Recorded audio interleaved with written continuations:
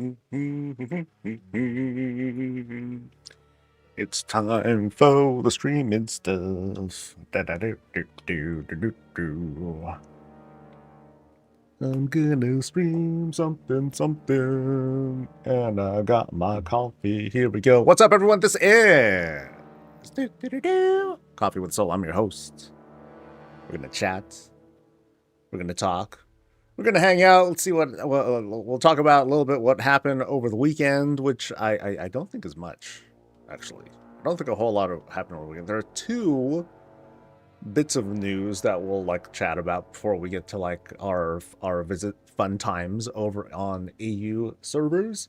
We have 5 folks that we'll be checking out today. Funny enough, there were 6 EU folks who had signed up. So we're gonna split it off just a smidge.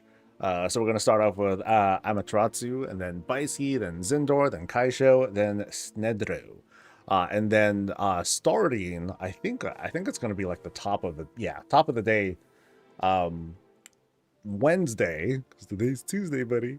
We'll be checking out this collaboration from Building Mouse and Cottage Wizard. Now, before I say anything else on that, don't spoil me, because I saw people trying to hint, because like they've been showing it off, and I've done my best to stay away from it, so I know nothing. I usually vet people's houses and whatnot before I, before I do the visit. I didn't do it this time, so let's keep it as a surprise. So I hope everyone's doing well. I'm interested to see like what folks might have been doing over the weekend. If your loots were merry, if you guys were having a good time. I totally forgot. Like I hopped onto this mount here because the other day, week, whatever, we were doing giveaways for this and among other things, and there is a copy that Blizzard gives us, so thanks to Blizzard for giving me and hooking me up with this Thunder Ridged Elec dude. Hopefully I'll have more to give away someday. I don't know how we'll do it, but oh well, whatever.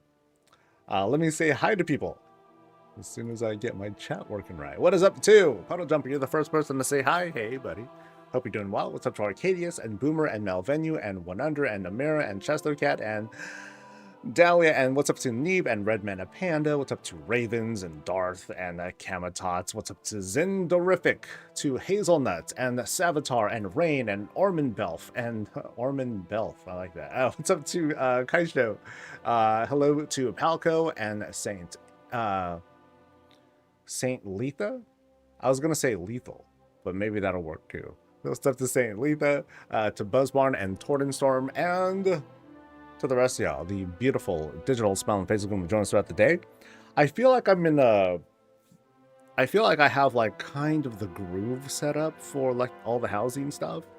So I'm trying to like pump out the videos like a little bit faster. I was a little inconsistent last week, so I at least have set up on the other on the Around Azeroth channel, like there's at least like 2 weeks or so worth of videos that are 2 weeks worth of visits that will be going out.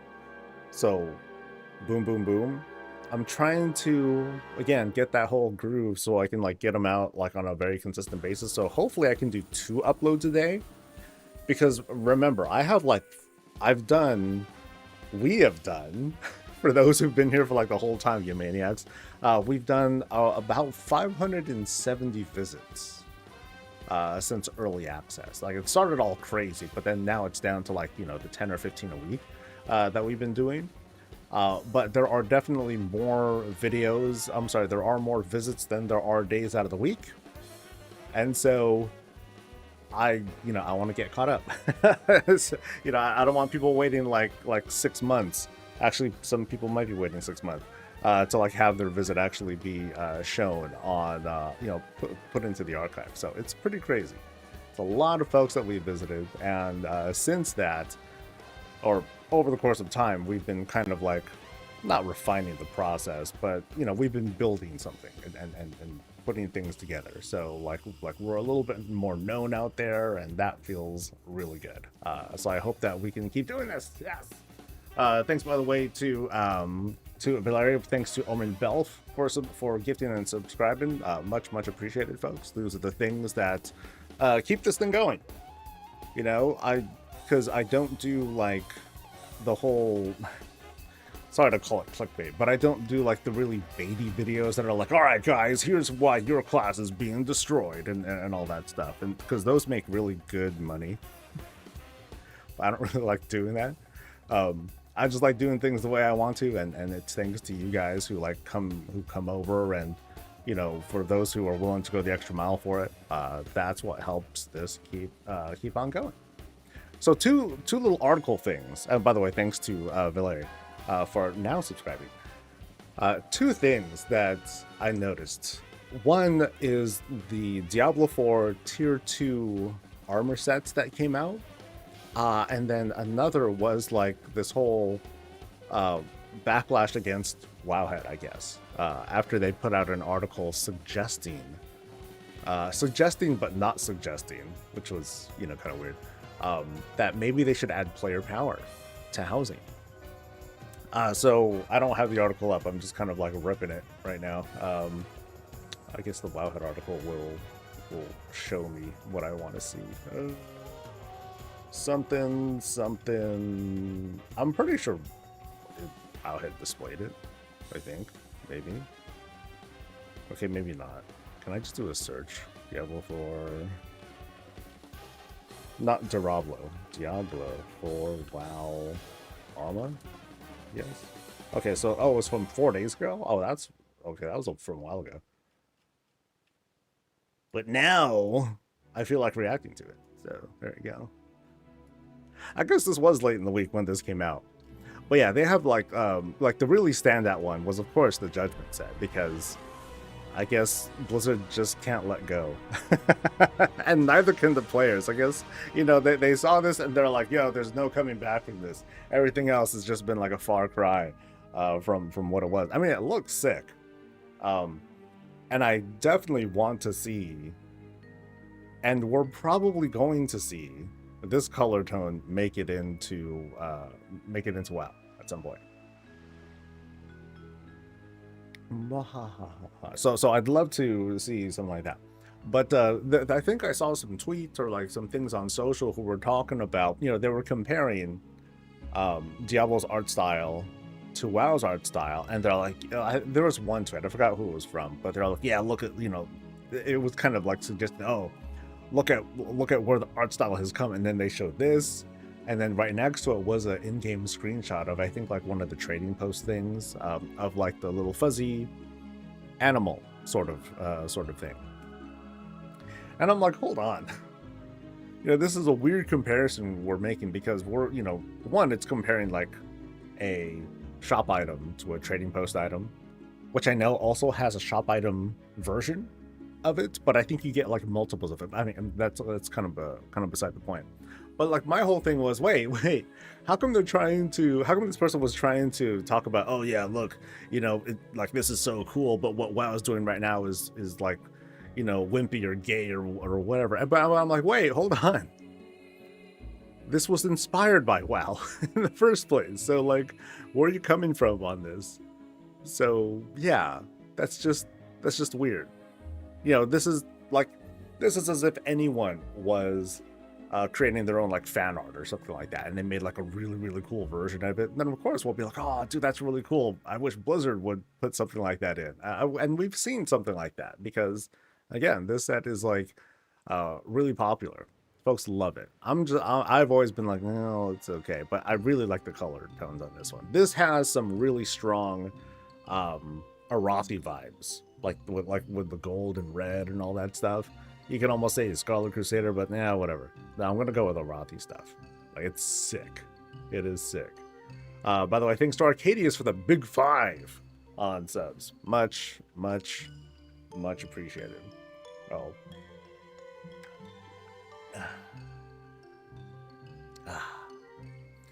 It looks totally Diablo to me. I mean, it looks totally badass, right? But it definitely has that kind of like a darker take on it. But it's just cool, you know. And that's kind of where I stop there. And then you know, other folks, they'll extend that into like, oh, well, let's bring up this commentary about how World of Warcraft has lost its soul and they can't even do their own art. You know, I'm like, okay, dudes, that's like, sheesh. That's a lot. Does Diablo's engine allow for more movement in the armor than WoW's does? For the most part, yeah. You know, because they're different games. You know, one is this isometric thing where you have like, you know, a handful of people on screen and a bajillion monsters. You know, but yeah, they're totally different games. It's just art.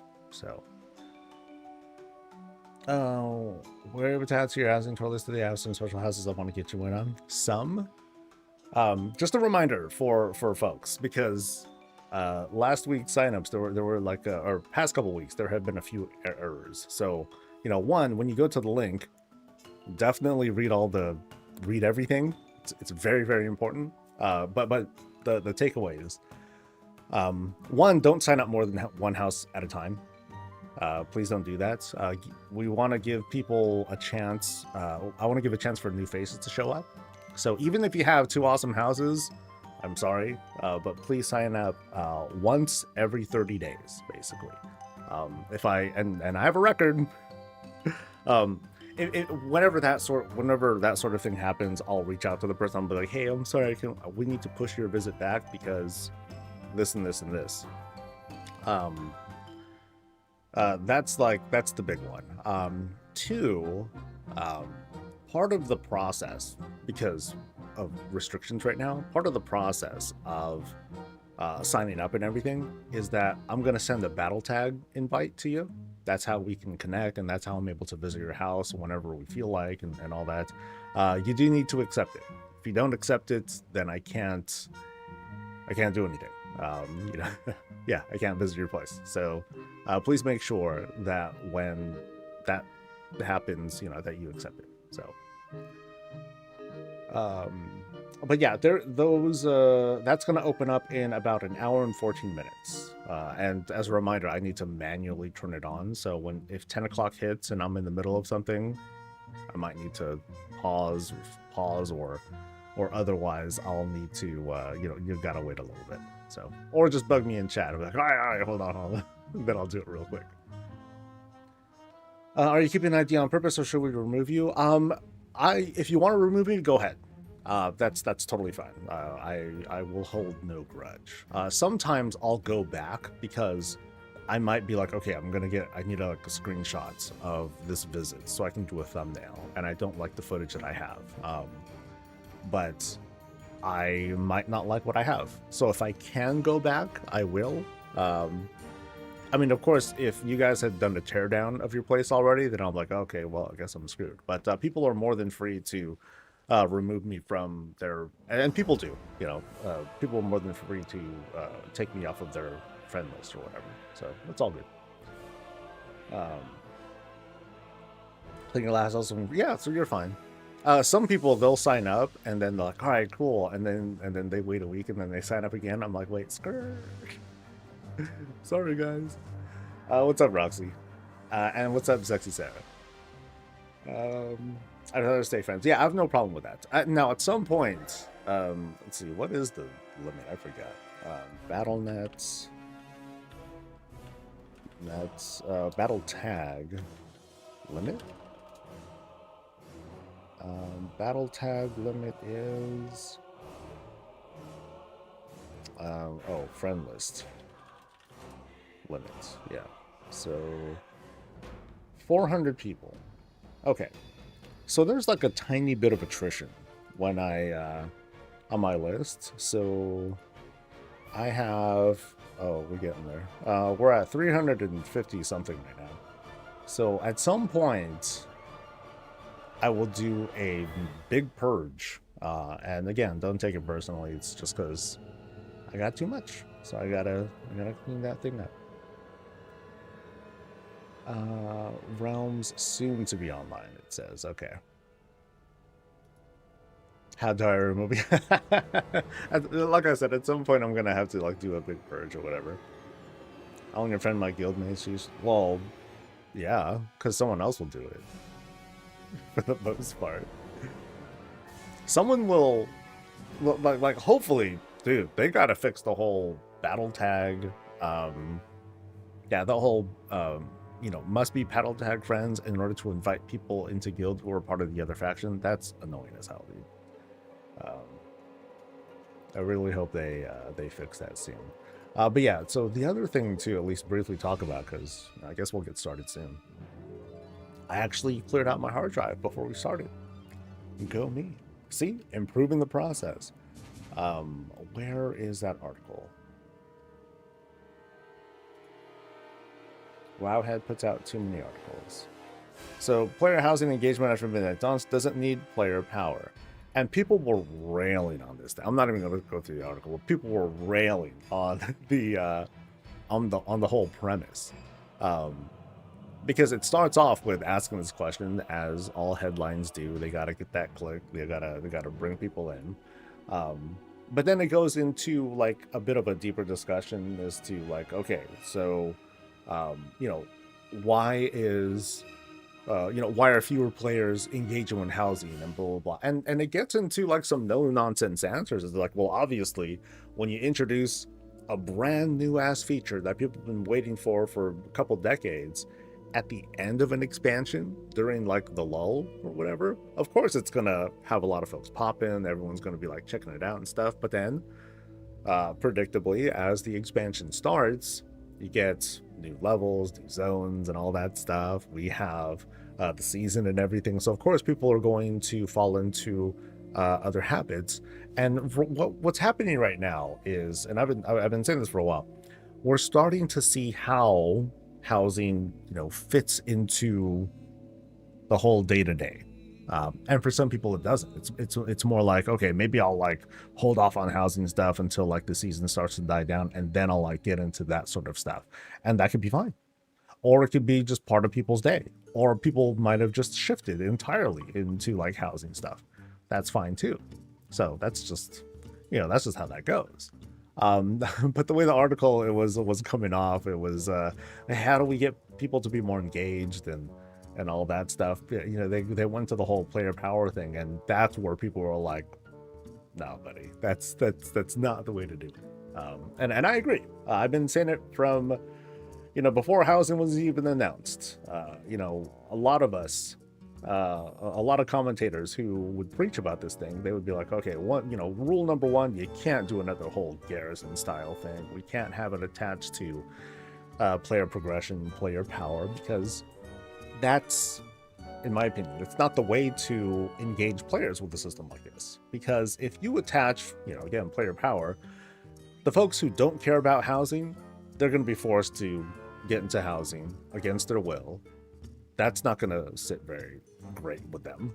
And if anything, they're going to engage with it at the most minimum level until they get the reward that they want, or the player power thing that they get, and then they dip out. So it's like this risk of trying to invite people in. Hey, try this out, see if you like it. But it invites people in not a great way, because it's not an invitation. It forces people, pressures or forces people to engage. And, that's not a good first impression, in my opinion.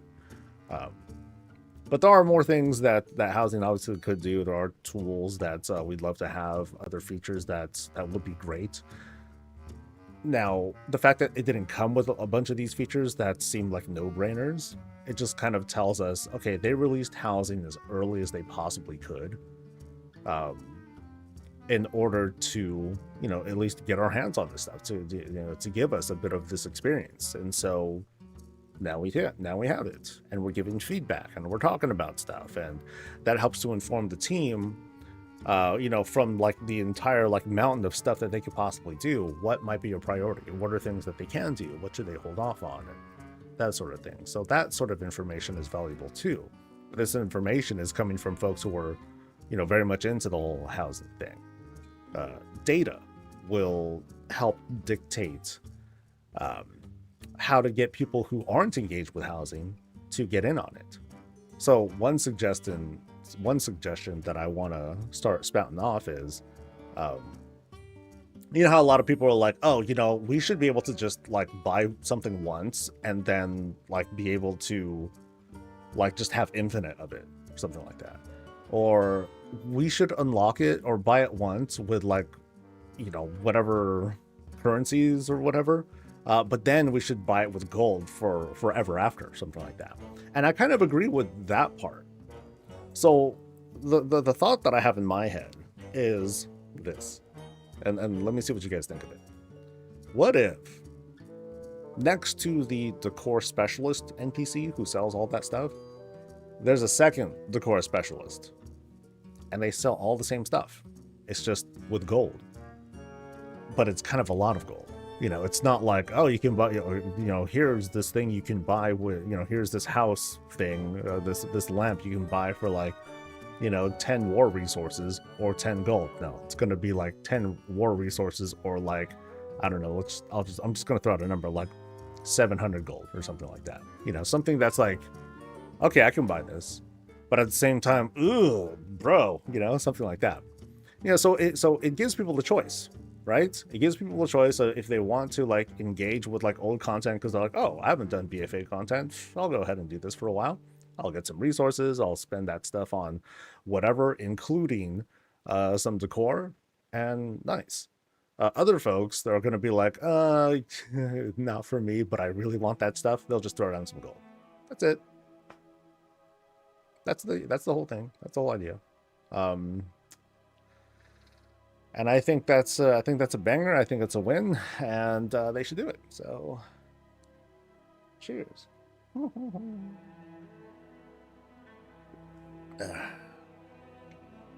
Wow, I got really ranty for that good bit. Yeah. Glad I finally got to catch me on stream again. We're loving around Azeroth content. I hope we'll be able to share my alliance build real soon. Yeah. Once the forum's up, sign up or, you know, take your time. It's all good. It is all good. And when you dye the walls, it would save on so much budget. Seems silly we can't just dye a standard wall.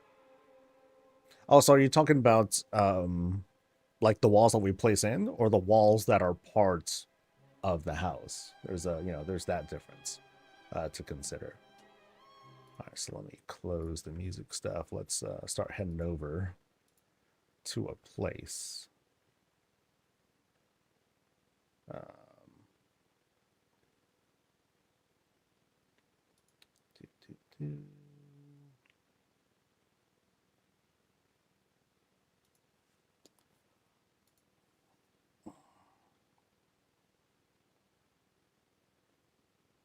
right.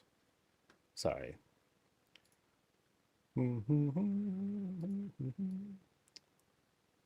The fun thing about having like you know, Blizzard devs in your DM listing is that you can spout off all you want. I mean, there's no guarantee that that they'll answer back at all. They usually don't, but it just feels it makes me feel better. I think that's their secret. They're like, okay, let's just give these creators like this kind of sounding board and all that for them to like bitch about stuff, and you know, yeah, they'll feel listened to. Yeah, sure, okay, yeah. That'll placate them. Mwahaha. Okay, where is my list? I like lost it. Oh, there it is. There's the list. Okay, so we're going to here first. Number deuce. Okay. That was a rant. I hate to see you angry. Fun fact, I'm incapable of anger.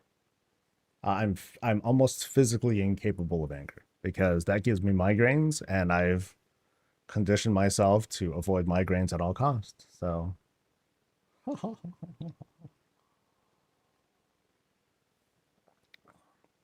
you know how sometimes I'll admit that I'm really out of touch with gamers? Like that's just one of the reasons why I'm like I have to get over stuff real fast. Real fast. Otherwise, So funny enough, you know, doom scrolling, I'm like, yeah, okay. You know, you know, that doesn't, I mean, it bothers me, right? I know it's bad. You know, oh my God, the state of the planet, holy crap, you know, gas prices, you know, that sort of thing. But also, the world keeps spinning, so I might as well, if I'm going to be doing content and stuff, I might as well do things that make me happy rather than miserable and all that. Because I am fascinated by the whole grift thing, though. It's crazy how well that works. I just physically can't do it. If you get to angry post puppy, oh, dude, I just have puppy pictures. Like, right? Okay, there was one that I was looking at. Hold on. Okay, we still got like a minute. There was like one thing that I saw. Um, Puppies are great. Um, so it's this dude that I typically see on Twitter, where dude just like takes a puppy on his, puts him in a backpack and he just goes around the city. And like the thing that I'll click on the comments, and usually the top comment will say, oh yeah, just shortly after this thing was posted, someone adopted this dog. I was like, yay, oh, it's the best. It's the best. But yes, so cool. That's the best job, dude. That's the best job ever. I mean, there's two people, right? I think I think it's like a two-person job where, like, so you have a camera person who might be doing stuff, because otherwise, who's doing that? Who's taking that shot for him or that shot? But yeah, that's fun. That's fun. Yeah, so I think this one did say it. It's like, yeah, here we go. We posted this on Instagram and TikTok yesterday. I'm very happy to report that Jax was adopted later that day. That's a gangster, dude. Someone just came in and swooped him up like it was an impulse buy. Now I hope that they don't return it with that same energy, right? That would be super sad for a puppy. It's like, wait, see, that would be like heartbreaking. Thankfully, though, not. So, all right. I think I'm kind of in the groove.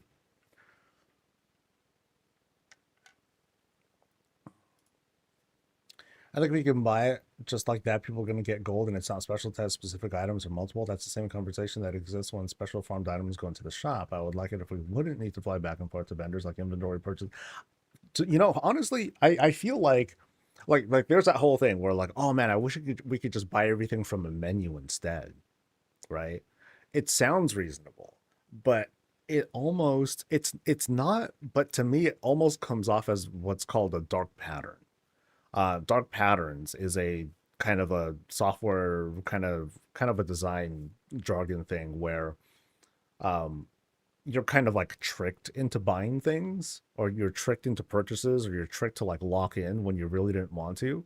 It's not a dark pattern, but I feel like having that convenience can be really dangerous. To where someone might be like, okay, they're like buying these things, and like they're buying all these, they're buying, and then it's like, oh wait, I bought too much.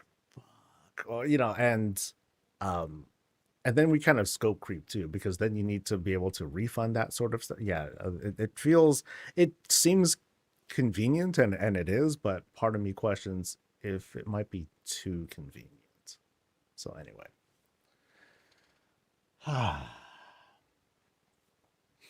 from the looks of it, we have all big visits. These are all level 9 houses that we'd be looking at. Actually, no, not all of them.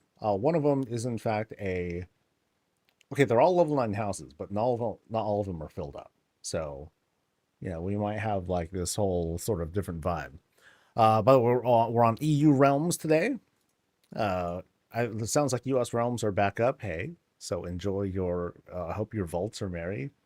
Oh boy, I'm kind of scared of what I'm gonna get. So the Housing Weekly is back. Nice. I didn't even know it was gone, to be honest. I kind of forgot about it. Someone reminded me of it. I'm like, oh yeah, right. Cheers to that. All right, record button's good. Okay, I at least got to remind myself one more time. I'm good on hard drive space, right? All right, 100 gigs, good enough. Oh, yeah, damn. I took up. Oh no, 1.6 terabytes. Okay, take it up. Sweet. Chaos. And away we go.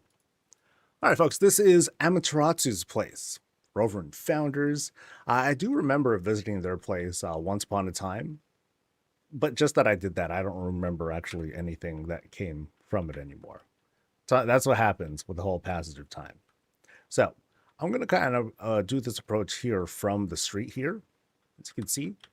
And I believe this fence work, I forgot where this fencing came from, actually. Yeah, I have very little memory of exactly which fencing this is. So I'm going to use my handy dandy tool and try to inspect.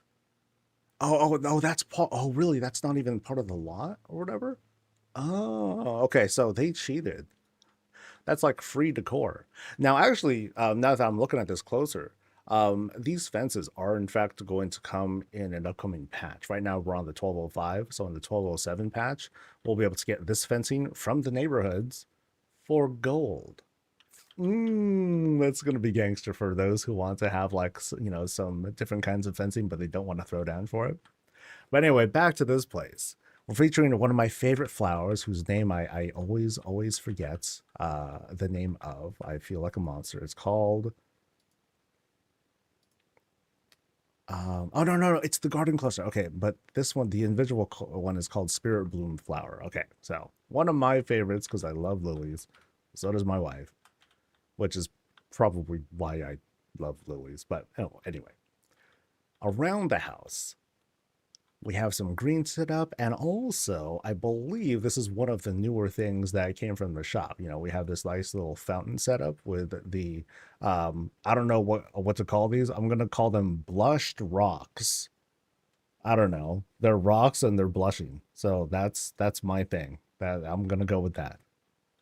Somewhere here is a cherry blossom tree though, because I think I just saw something falling. There it is. Big old cherry blossom tree. It's just hard to tell because we're in the spooky part of Founders, so the lighting starts to like turn this pink into the violet.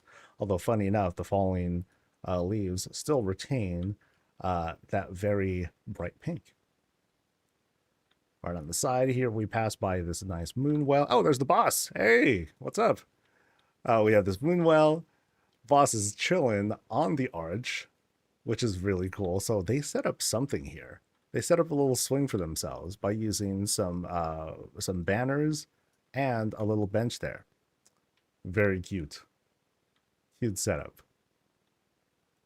Also, what looks like is like a really big lot. There's this tent set up here on the side.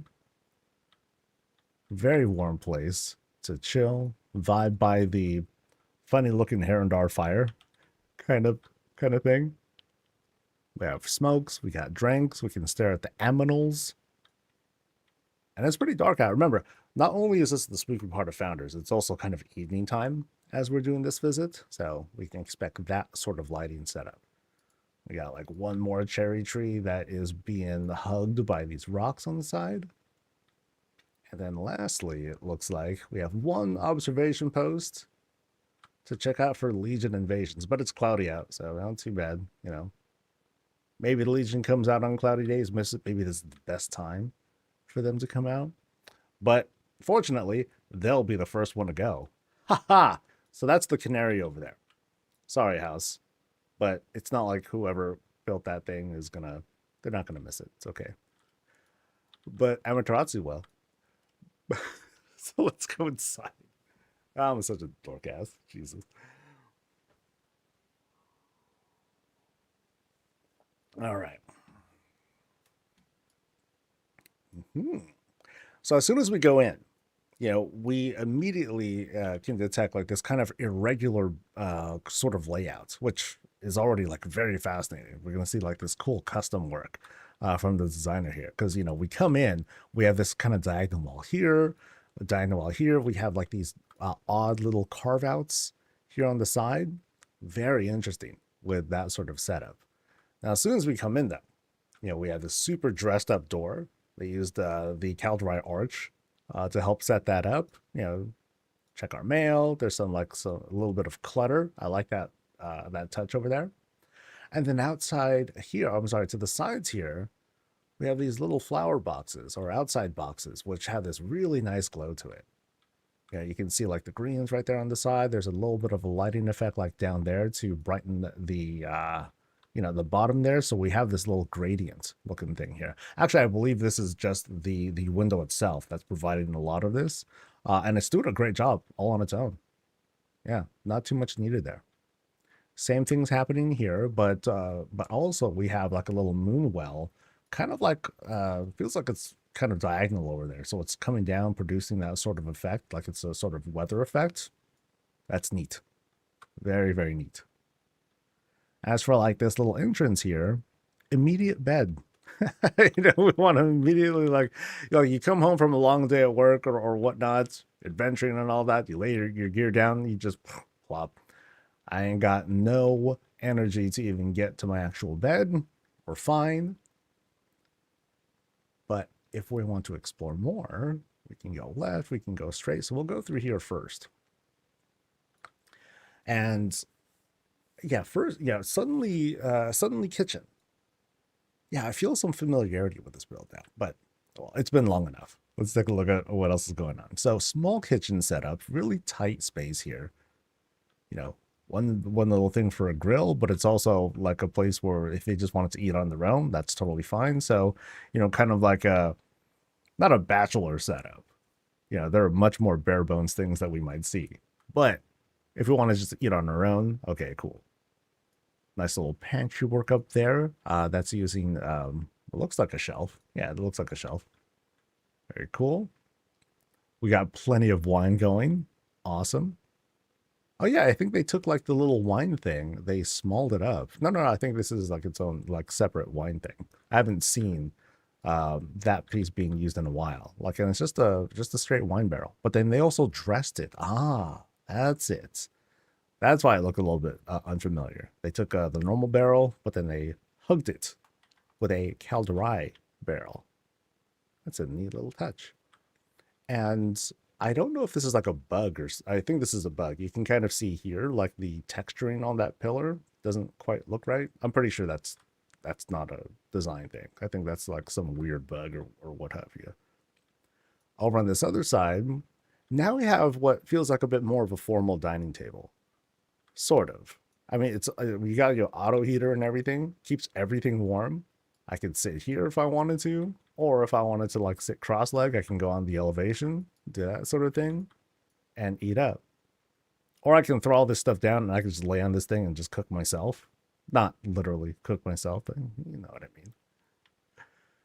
Just relax. Another place to just kind of like lay down. All right. So yeah, really interesting layout. So again, we like came from here. There's a doorway that'll lead us there, but then now we're invited to kind of like go around. So go through the shrouds. Really, again, a really strong calderai feel in this spot.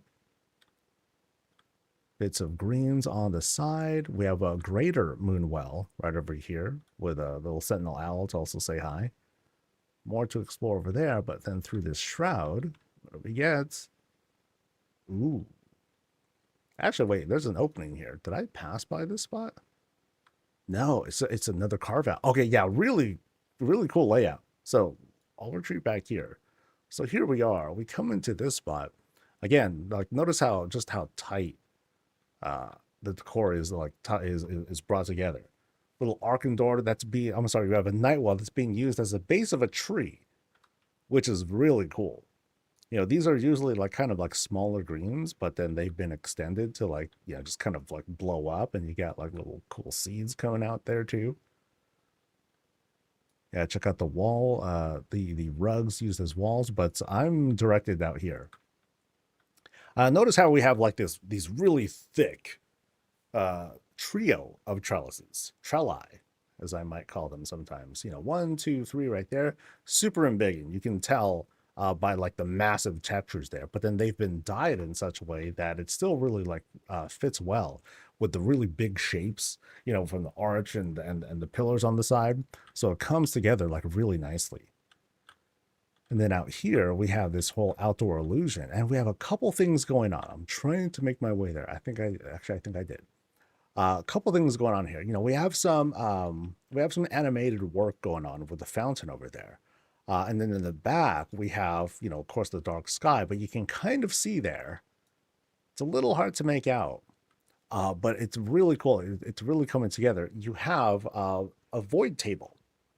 So there's a void table out there that has a sort of starry effect, and it's being like pushed, and all the way to the back, barely clipping through. So it feels like it's part of that whole wall area, and then you have like this whole starry effect. That's dope.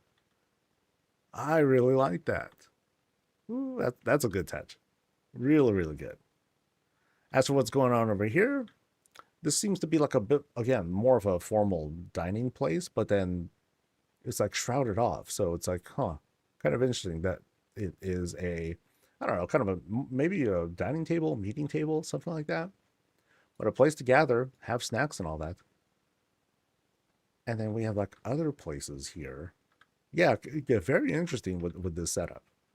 They added some cushions to this bench over here. And yeah, not exactly a bedroom, but just kind of like this semi-public area, semi-workspace. Very neat, very personalized. I like how we have this cool blending of like really old decor. This is like from like TBC level sorts of stuff. We have some newer stuff that's flanking it, and then it just like kind of fits together. Because it looks like they went through the trouble of dyeing this in yeah. So you can see here, holy oak tan, mahogany, moonberry amethyst to make it all feel like it's part of the same era. So really good bit of detail there. Yeah, I like that. And I think I see something else. What's this? There's this bookcase, I guess. Okay, so the bookcase has that whole like kind of like metal rim thing to it. But yeah, it all comes together like really nicely. So again, really good detail there. All right, so we'll kind of retreat back a little bit. And someone said something about a fridge. I'm gonna backtrack a little bit. Was there a fridge? Okay, I didn't see a fridge there. Or I like totally missed it. All right. So going to this next room, you see the floor shift, and I believe, to my knowledge, there is no the bugs that were happening with the floors. I believe those have been resolved. So what we're seeing here is entirely intended, from the looks of it. All right. Now here we're just kind of like just transitioning from one hall to the next. We have nice little bits that have been added here to help fill out the space. But let's go here first. And now we enter. We're kind of like herbalism and alchemy lab, it feels like. We have this like really nice big design here. What it is, I don't know. It's just pretty. But we have like multiple elven tables out here. And I think is that a fountain up there? It's like some big structure there. Yeah, it is in fact like the fountain that's being used to make that skin there. I guess right. Yeah, cool overhead. Plus one more greater moonwell to illuminate the spots. And yeah, as for like the actual workshop of sorts, nice setup. Anything bottle related, bloop. They just kind of threw stuff down here.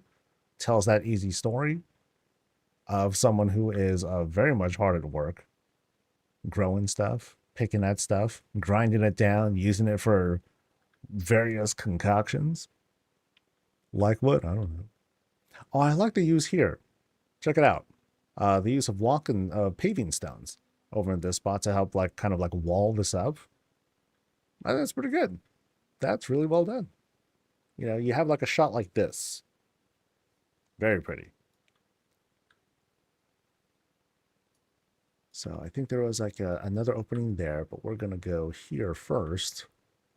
And notice here that we do this like, we step up one, step up twice to make this like little sort of like low ceiling, kind of a storage and pantry area. So a nice bit of clutter is what it sums up to. Things that have just been like laid out. Maybe this is like for future projects, but in the meantime, they just filled out this space to, fill it out. but done so in like a way that has it helps to deliver that whole lived in feel. Now we've been going through like the places that have like slightly different themes, like not exactly different. You know, some alchemy stuff here, some work stuff, but now things are gonna kind of shift because now we're going into like this whole rocky area, and ooh, boy, yeah, this place is filled out. So I'm gonna pan back a little bit more. You know, we come in to, you know, it feels warm, but it also like I feel like I can like take a deep breath and like suck in like lots of like cool air. Like it feels like there's a breeze in here, even though we're inside. Yeah, really neat setup. Like, yeah, very, very grand with some of the presentation here. It's very, very pretty. The lighting is just popping all over the place down here. You can see some of it spill up as we take a look at what else is going on. But let's see what there is to explore. You know, we're obviously under like one of the cherry blossom trees,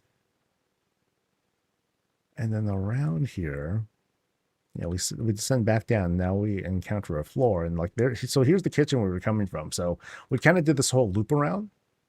So very interesting layout.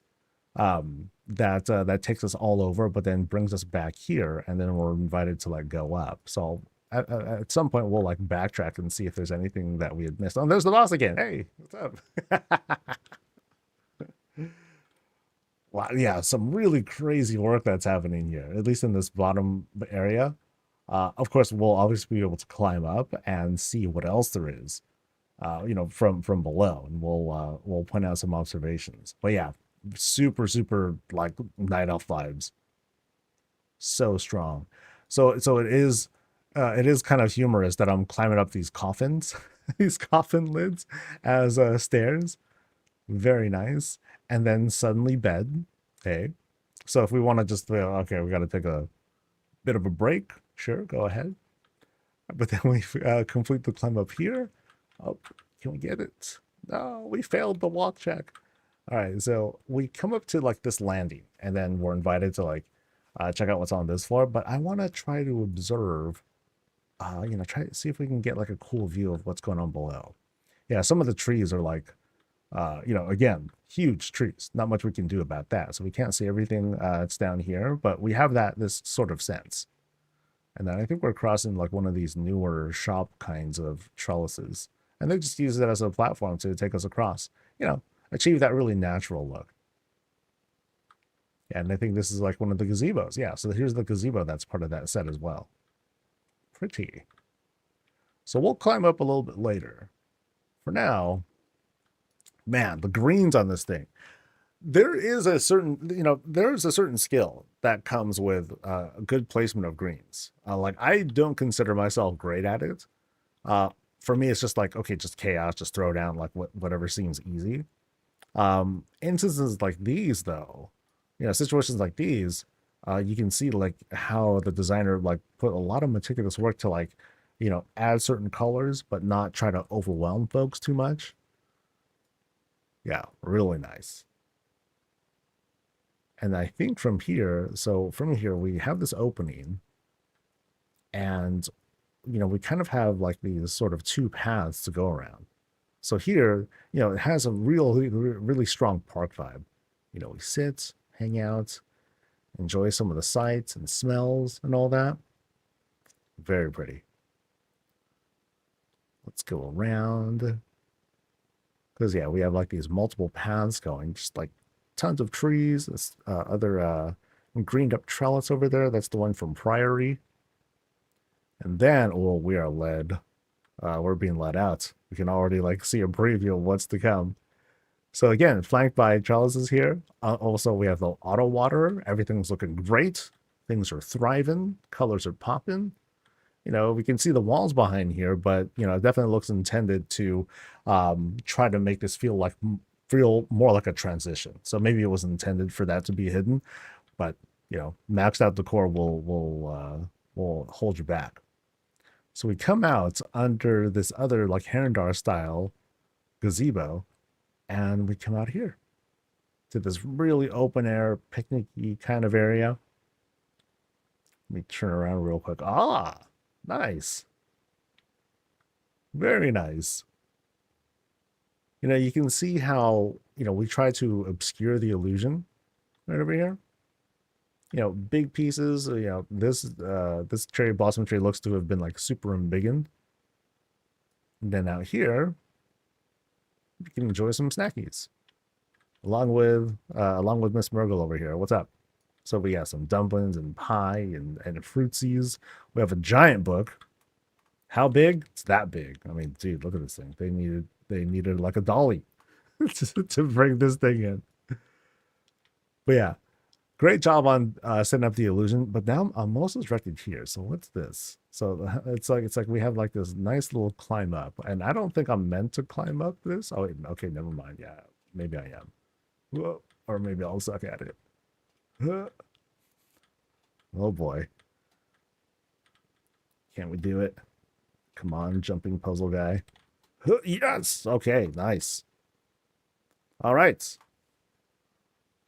So we enter this new house. And, okay, not really. But now here, check out the view here. Oh, awesome. Now imagine what we could do with more budget. Fill this space out, add some like bunch more cool stuff. That'd be sick. And then here we're invited to go into like this kind of Herondar house. Right? Inside we got other like little adventures going on. In this case, though, it's just greens. It's all good. But yeah, and so what they did here, we have the shaping of what could be like an additional dwelling, but I mean, it's just a tree. I think we could just probably walk through the whole thing. Yeah. So, ah, oh no. Okay, so the illusion is set up like that. Pretty, very cool. We can come out here, vibe, paint, do stuff. What are we painting? Kind of what's going on here. Yeah, that is sort of a variation of that. It'll be really cool to get some more of these greens that we've been seeing, like those tall little bamboo looking stick things that we've been seeing over in Herondar and Eversong Forest. Those look pretty cool. Might be neat. So now we're going to retreat back. I know there's like another upper floor for us to explore, and I think we might have to retreat back even further. So, to go down this other path. But for now, we'll make our way back. Yeah, really cool in here. And then let me glance over here real quick. Yeah, this is the way down. That was the way across to that little sitting spot. And then we climb one more level and onto the look up. Boop. That's cool. So there is oh no. I'll make my way back up while I commentate. So there's a hammock that you can get now. You can get it from Abyss Anglers. Yeah, you can get it from Abyss Anglers. It's not that bad to get. It looks really neat. But before we had the hammock, and I think there are other variations you can get too. Some folks, they would just throw this together. So this is like a cool tier in like one of those, I forgot what it's called. Green drapes. Yes, it's a green drape. But then they just do the pillows here to create the textures so that way people can sit, hang out there. And I do kind of remember the spot. I do remember the boss of the house like sitting on here as a druid or something like that. Because this is kind of like a druid refuge of sorts. Heck yeah. All right, so now I'm just gonna kind of like walk around all silly because like I kind of see this here. Oh, check that out, dude. Now this is a cool contrast. You have your Arkandor that's inside this whole void gazebo.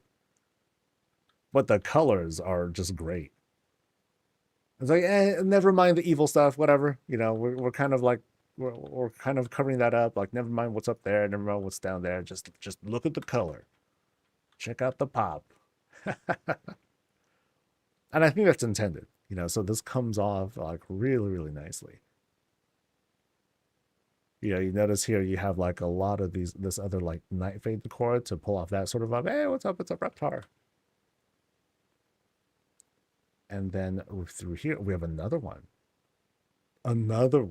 So check this out too. We're going under like a waterfall kind of thing too here. Oh, that's dope. I don't even know where the waterfall is coming from. Yeah, that's neat. Huh. Where is that coming from? Is it just like a giant? Here, let me see. Is this just like a giant fountain of some sort? Oh, okay, I see. So they took the curvature of this. So this is huge. They made it super big, right? So down here is part of the so yeah, here it is. Here's the fountain. It's this whole thing. That's smart. That's hecka smart. Because yeah, that curvature that's being, that they're dodging it. So like here it is, right? Oh, neat. Neat. Yeah, so great work. I mean, the fountain that was being used there, um downstairs, that was kind of like the whole trim of the bottom. Here, we're actually walking on it without quite realizing it at first. Yeah, because see here, you can see like the regular full floor texture here. Clever. Oh, and we have this whole world tree setup thing. Oh, that's sick. Oh, wow. So, earlier I was commenting on like, oh yeah, they need to fill up the center of that one skybox room. No, here's where all that budget went. It went into this spot. Oh, this is grand. Yeah. Yeah, so you check out the fountain work like right over there. Yeah, so super, super filled out. Rocks, are lining like the entire spot, so the illusion is, obviously there. Place to sit, enjoy some drinks and wine and snacks, tell stories about how that one dude wiped your party. It's like, oh man, swear they need a buff tanks. And so, and up here, place to sit, rest, kind of do their thing. Yeah, multiple places, just kind of like, pop into like whatever druid form you want to and just like plop down and you're good. Now, as for up there, I don't think it doesn't seem like I'm intended to like climb all the way up. Like I think this is like about the limit here, but it looks like there's like those upper perches there, for like, if you're a druid, you just kind of flew down and you would go there. That's neat.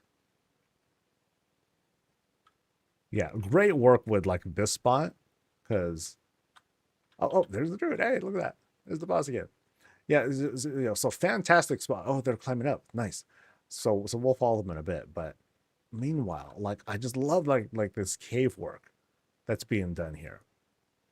Huge setup. Again, they use this whole fountain trick to make it look like we're walking under these waterfalls. Really, like I said, really good trick. Very, very smart. I'm not sure if I've seen that before.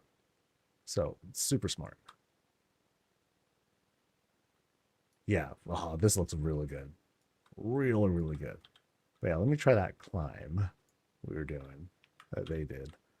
So we're going up here. Okay, so we are able to climb higher. Nice. So here's the top of that fountain that we were mentioning. Oh, we are climbing higher. Oh, sick. So here we go. We're climbing up this sort of upside down tree kind of thing. And then we do get up here. Oh, that's neat. That's so neat. What a view.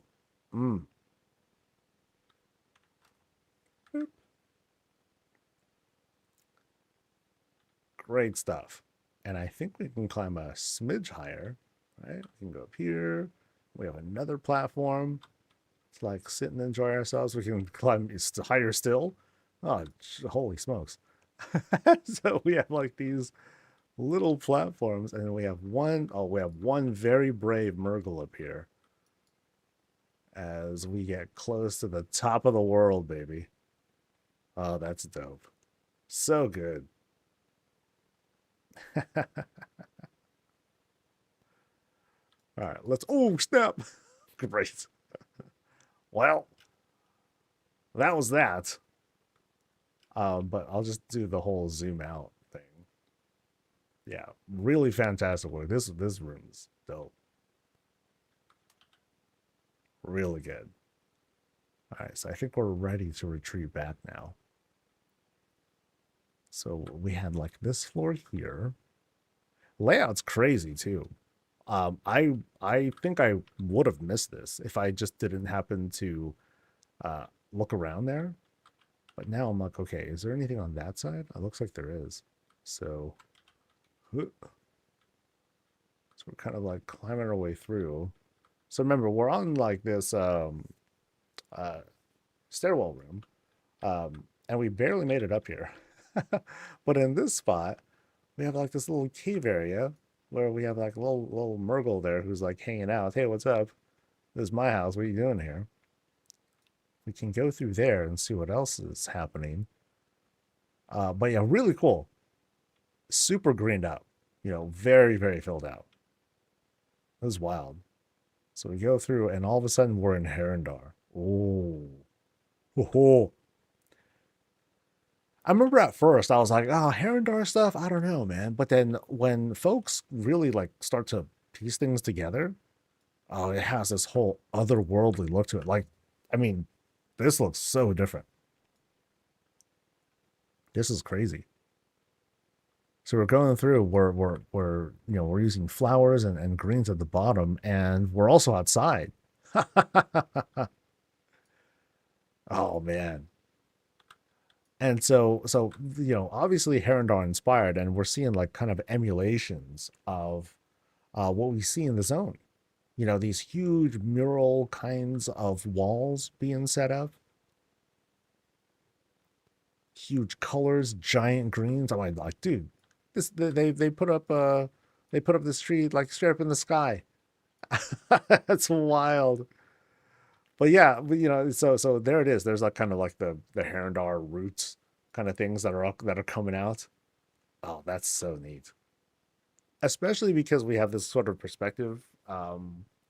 this perspective shot because we have like the cloud cover over there, which makes it seem like so much higher. Oh, that's neat.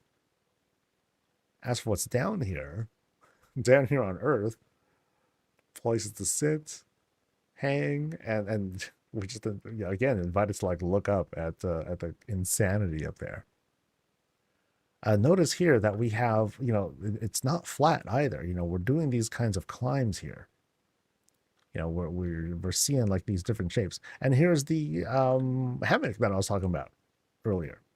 So here's the hammock that you can get from the Abyss Anglers feature. Very neat. So I think I'm tempted to climb now because, well, it looks like I can. Yeah, so I could have climbed up these tables here, climb up this other Gilnean table, and then we're invited to. It feels like that's a door. So if there was more room, we would go in here and explore even more stuff. Place for like a Murgle to hang out and sit or like take a nap. Any top of the world shot here? Kind of. So like here's like another sort of like hammock thing. And I don't think we can get any higher than this. We can like check out some stuff here, but yeah, that's about it. Oh wow, though. Whoop. Okay, this is really cool that I'm able to even like get this high. Okay.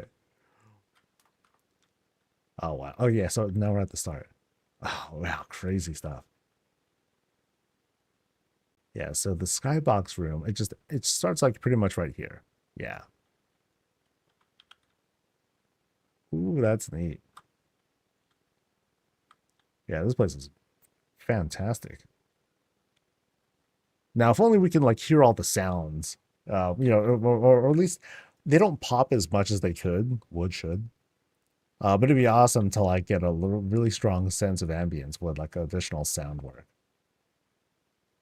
I mean, that might be distracting too, like if it gets like too loud and everything. All right, so now we're kind of retreating. I just want to make sure that we've covered everything, and I think we might have because I know that this is what the path that I sort of ignored. And yeah, I do definitely remember this build because I remember commenting here. I'm like, oh, how nice! They added like a little step onto this little platform, with the beam and everything.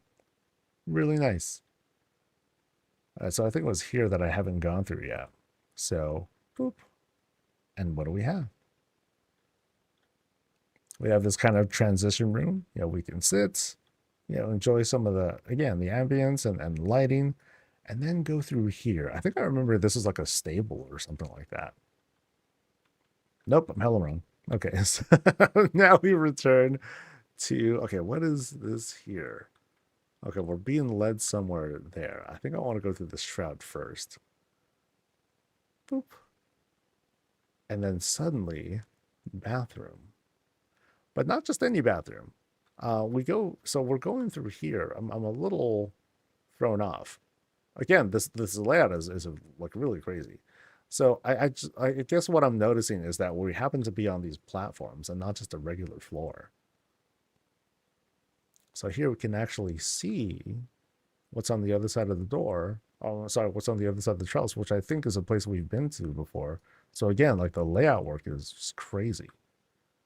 Check out like the little fountain that they have set up. You know, they cut off most of it, but you can see like here's what it actually is. It's like this large fountain piece, but instead they just like clip most of it and hit it right back there, which is kind of neat.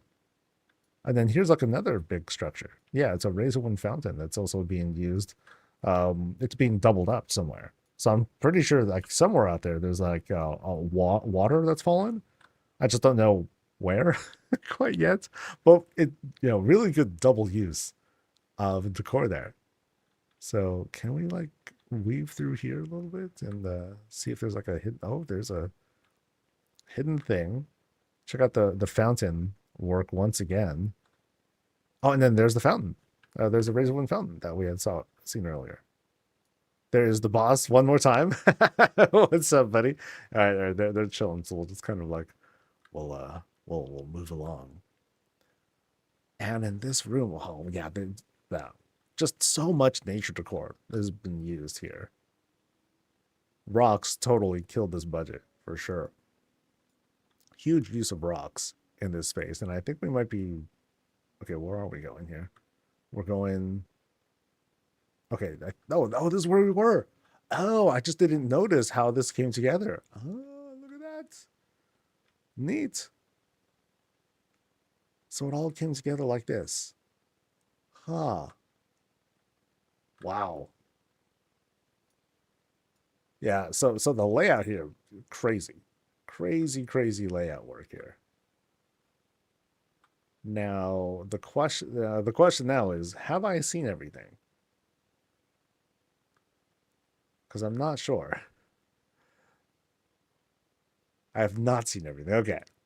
So let me backtrack again and make sure I got my orientation together. So I started here. I kind of went through that pathing there. Oh boy. Okay, so where did I miss stuff? Yeah, great layout. Sometimes though, it can be a little difficult to like make sure I actually like covered everything and found everything when you have like a lot of twists and turns. So I'm gonna retreat and I'm gonna go. Oh, I didn't go this way yet. Okay. See, I even passed. I even passed by here before. So here's the previous room that we're at, the bathroom. Um, the bathroom kind of area. So now we're going down this path. Wow.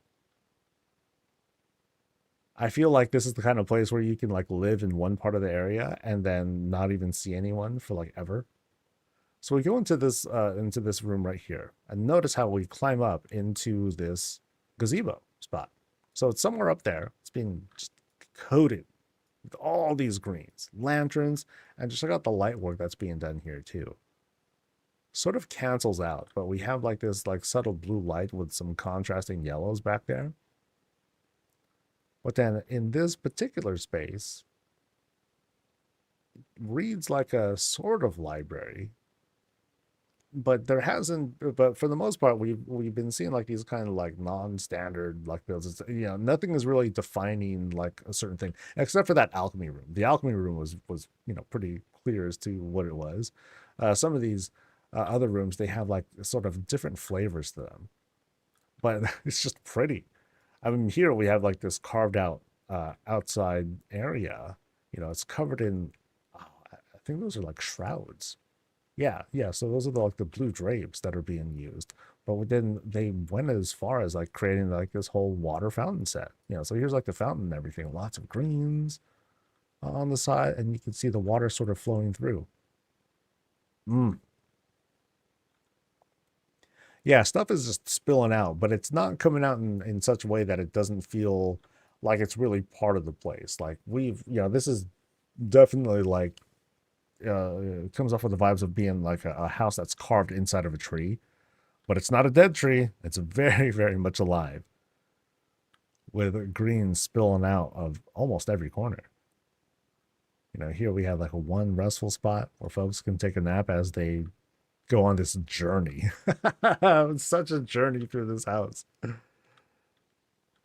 And at every turn is just like this visual feast, and then here too, again, same kind of work. You have like the fountain work going, a little bit of water flowing, um, the drapes again being used as like sort of a skybox, which I think works great.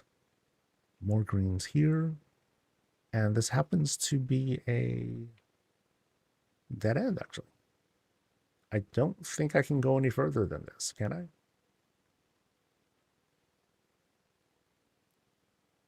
Okay, what else have I missed? What else have I missed here? It is a dead end. Okay, okay. So have I seen everything now? In the tree room behind the portal. So there is a place. I thought that was just like this really cool looking thing. Okay, so let me try to make my way back there. So it was here under the shroud, do this, and then go through this, and nope, I got lost. This is not the right way. We'll make it. I think this leads, yeah, so here we go. So it's this. Oh, wait, really? I can go through this? Okay, I can. All right. Boop. All right. Oh, we still ain't done. Oh, wow. Okay, so we got portaled in. Oh, what a portal. Like a vault and everything. So now, now we entered this sort of, it feels like a treasure room, sort of like laboratory kind of spots. So we have some collections, things that have been like put together. There's this suspicious looking kind of, um, it almost looks like it could be a perspective, like sculpture of sorts. I can't tell at the moment. Um, but just a nice, so far, a very nice, pretty centerpiece. Like if I find a stool, I'm gonna be like, yep, I gotta click on it and then see. So it's meant to be Ysera. Ah, okay, okay. Is there a place to sit? Because it's a little hard to tell. Like it's abstract. I can see how it comes together. So are you saying like kind of like stand here for it? Okay, I can kind of see that. So here's like the phase plus the the crown, horns and whatnot, the wingspan and all that. Cool. Yeah, like a constellation. Now I'm gonna have to like look back and see like the reference. Okay, does it use like the same number of stars and everything as the filigree lights? Oh, that'd be sick too. That'd be awesome.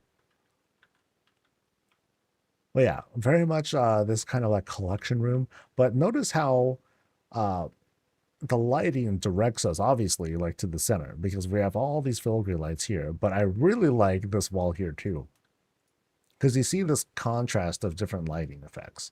We have like the blue hue that starts here. We have the lavenders and or purples that come from um, that Kirin Tora looking sigil, and then we have this candle that produces just the regular yellows. So we have like this nice, it's a cool little gradient kind of thing. I dig it.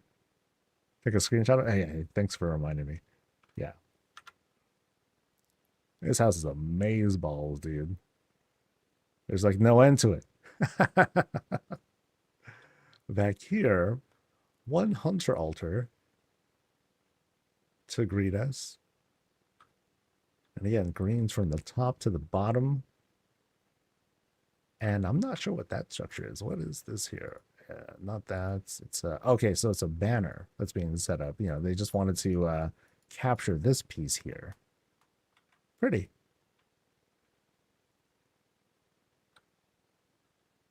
Yeah, these are some of the best green placements that I've seen in a while. I've seen some good stuff, some great stuff. This is fantastic. Oh boy. I know I'm sounding impatient, but like, is there anything else? Did we did we get to everything this time? One small wee place. Oh boy. I might need you to lead me there. Because this place is massive.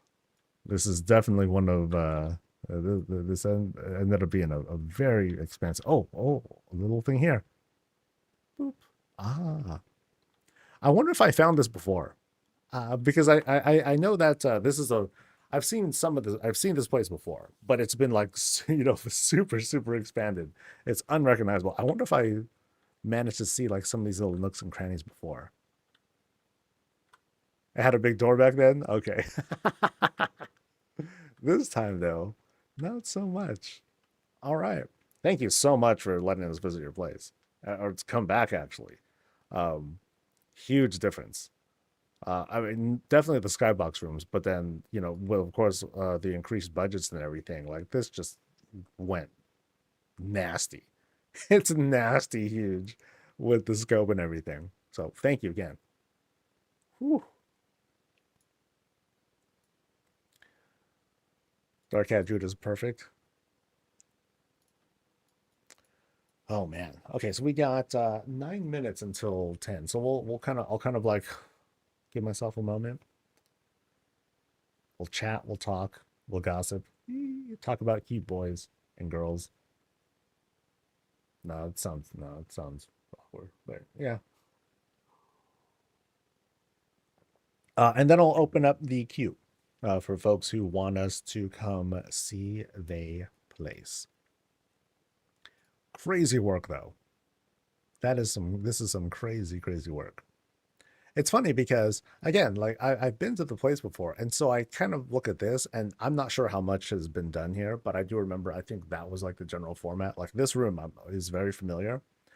So it's like you get a glimpse whenever we do these revisits, and I'm very careful about doing them. We get a glimpse of like, okay, what have they done in the past, and what did they do after? Did they expand on it, like what happened here?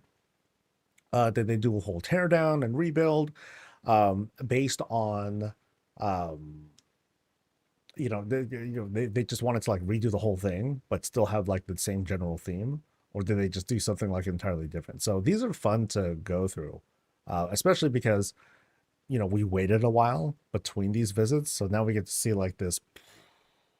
Oh, now look at what they did.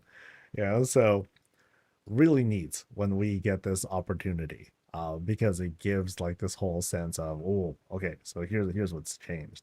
I'm trying to remember that whole click through portal sort of thing, and it reminds me, and I really hope that someday, all right, this is a dream. Maybe it's not. Maybe it doesn't have to be like a number one priority, but it'll be awesome if or when there is like ways to like teleport around the place. So it's like, you click on a thing or you step onto like a certain decor or a tile, and then it zips you to another part of the house. Something like that. That would be a really cool effect. Because imagine, if you will, skybox room. A lot of folks are like, yeah, Blizz, they need to make the skybox rooms like have an entrance and an exit, a way to walk through it. But what if at the end of the skybox room you have this sort of like teleport pad or something like that? You can like obscure it or whatnot, or make it look like a natural thing. Like pretend there's a shroud, a curtain or whatnot, but then under the curtain is a teleport thing.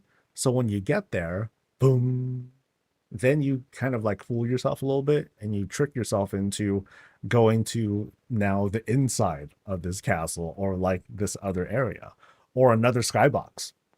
That'd be freaking sick, if or when we'd be able to do that, because we'd be able to totally mess with people. We'd be total. So imagine imagine a whole portal kind of situation where you step onto like this room, where you step onto a thing, and then it teleports you to um an elevation that's just right above you. And so you have this constant falling thing going on, and that would be hilarious and disorienting, and people would be really upset over that, but it'd be hella funny. Um, that'd be sick.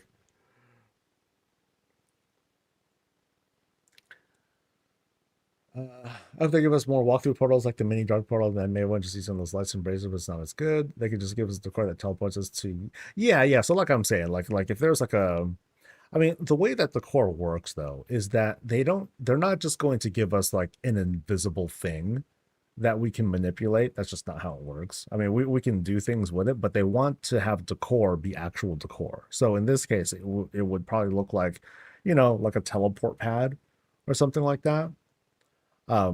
Hopefully something that is like kind of small and not very crazy like the gnomish one that we have right now. But otherwise, we'd be able to just kind of like, skin it, skin something over it, so that way people would walk into that like zone and then it would like just teleport us. That'd be hella funny. That'd be hella funny. I mean, it'd be kind of cool too. Like if you have like a jumping puzzle, and the jumping puzzle, like, it's hard or whatever, and then if you fall down into like a pit, right? But if you go onto the teleport thing, then it'll teleport you to like a certain spot, as if it's like an in progress thing, as opposed to dropping you all the way down to the bottom of the thing. That'd be kind of neat. Yeah. So lots of inventive things you can do with a teleport. So like here's another thing too. You walk into the house, you're outside, you walk into the house, and you step onto a teleporter. Boom, and it takes you to like somewhere else in the house. And now all of a sudden you created the illusion of, walking into the house, but now you have this setup of, okay, everything below me is like there's this lower level now. So there's your basement. You can just set that up with an illusion. And all it takes is this tool that lets you teleport. So that'd be awesome. Oh, that'd be sick. I'll love being tricked with stuff like that when the time comes.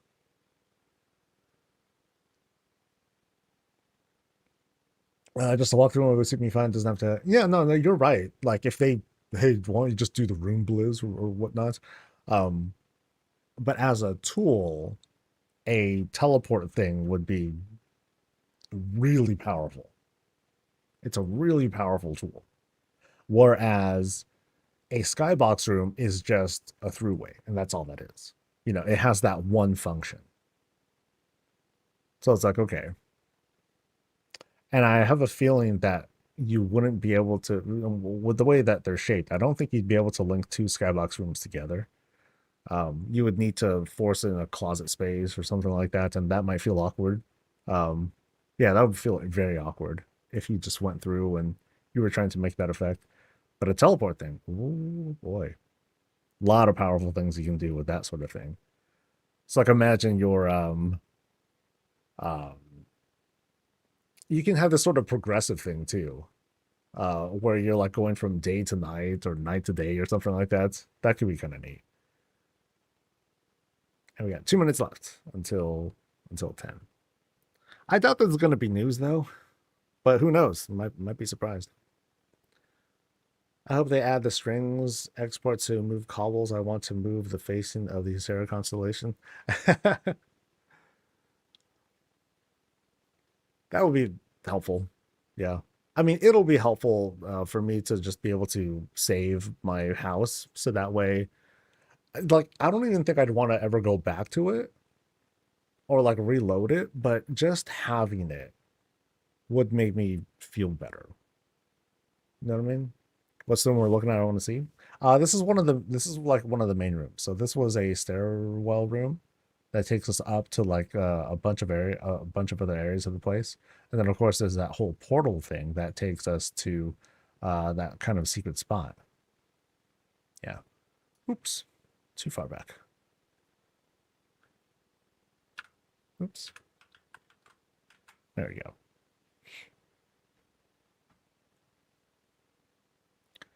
Why are vaults poopy? Just got to work on that streamer privilege. Although I haven't even looked at mine yet. I also feel you should be able to move rooms around without dropping all the core in it. Wait, it drops the core? I thought you can. I thought it moves the. I thought it still moved everything correctly. Or does it do weird things? Oh, are you just talking about like deleting, how you're forced to delete rooms? Oh, I would love that. I would love for there to be able to be. I talk about this a whole bunch of times. I want a thing where you can just kind of like toggle in edit mode for your layout, right? And then you can move things however you like, right? And then you just hit OK, and then it does all the shuffling. Right now, it does it kind of like as a real time thing, and that kind of sucks because you have limitations.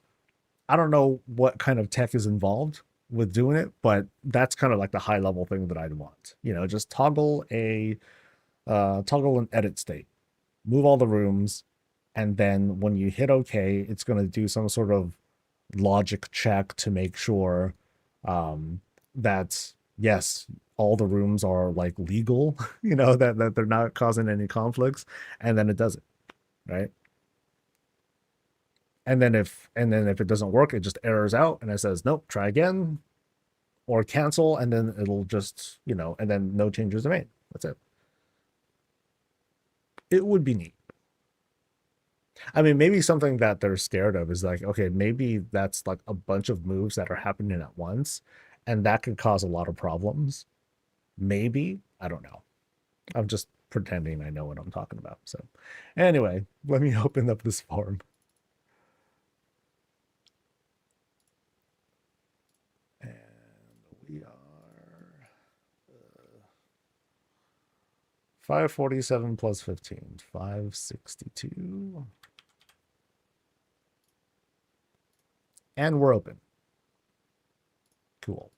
And then let me double check if there's any news. There is not exactly. There is the Mythic Dungeon International returns. That's cool. Great for them. As for us, we're off to adventure. So we're going to Haha's place next. Yes. Haha Moto.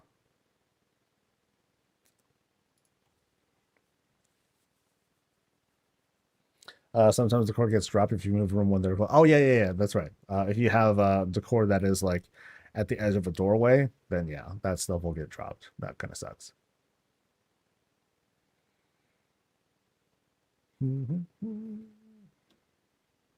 All right. All right, folks, welcome to Baiski's place. This is also a revisit that I'm kind of familiar with because I remember this whole like yeah. It's as if they took a house and then they used like Photoshop and they put a highlight on it, and now we have like this whole highlight around the house. But yeah, we have like this holy loaf of bread. It's not even a loaf of bread. And what's kind of funny is that we have this glow and everything, and it's kind of funny. There's even like a little chimney that they set up here, but these are all these are hunter altars. So it's kind of funny how it ends up turning out like this. But also, this is a lot of order resources to like buy all these things. So good on to them buying all this whole setup. This is sick though.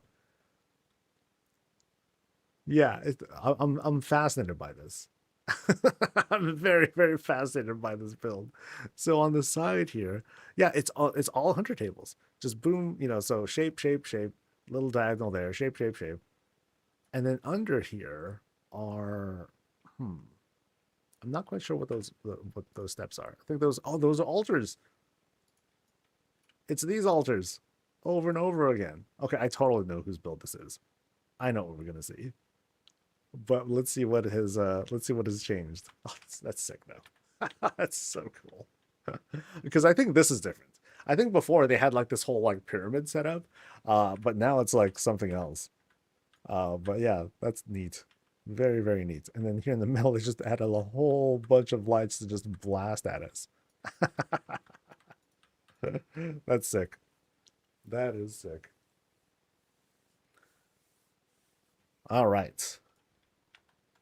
So as soon as we go in, we're met with some familiar bits, but it's been a while. So let's go through nice and slow.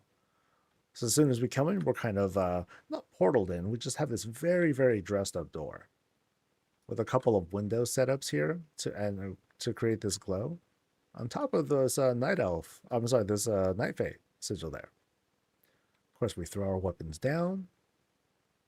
We take a look at how awesome we are. Oh, that's a nice little design that they have here. They just took the lamppost and added here to make this kind of irregular shape. I think that's really neat. Now over here, we have this crazy fireplace. I thought this was already like extremely charming, really neat. But what is it exactly? Now we can like sort of see. These are a bunch of these sconces. And what happened, actually, how is this shaped together? So, oh, it's just like one after another. Oh.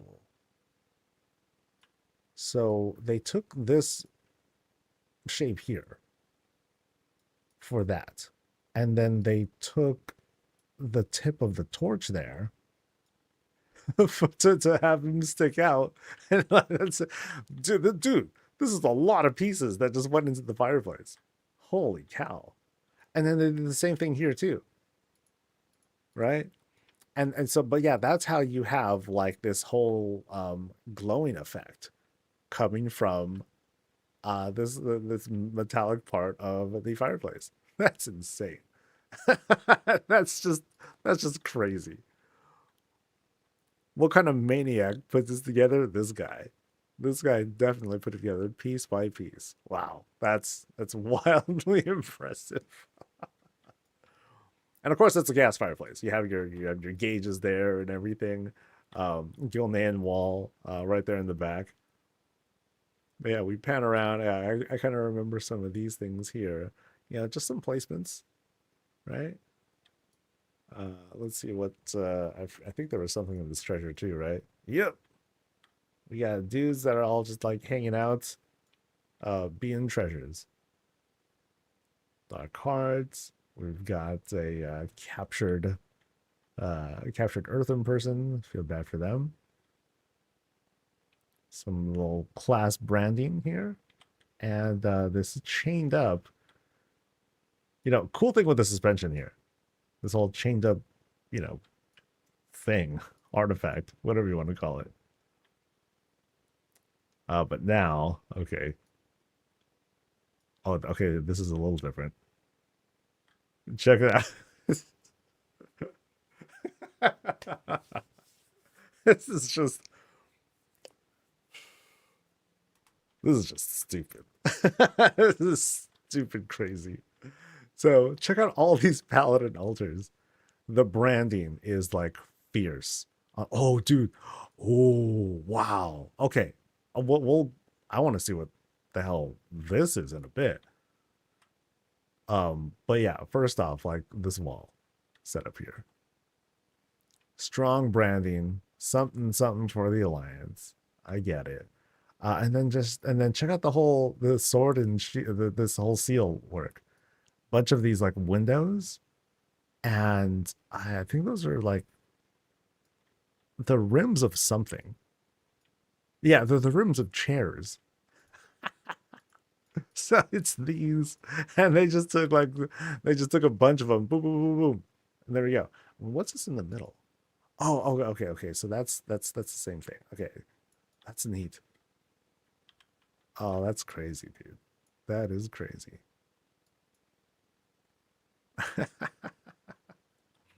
And then you have like these other like windows here that are just like stacked all the way down to create like this shape. Oh, that's wild. Dude, the order resources for this are just insane. It's crazy. Dude, there's more chairs. What are you using chairs to climb? Oh, man. Okay. That's just crazy. Oh, and those are altars. Okay, so these are all altars. Yeah. Dude, how much Legion did this guy play? Holy moly. So let's do this climb. We'll explore more of the room before we start to do the climb. So check out here. We got like one dark well on the other side here. Some more paladin branding, place to sit. Feels very modest down here, doesn't it?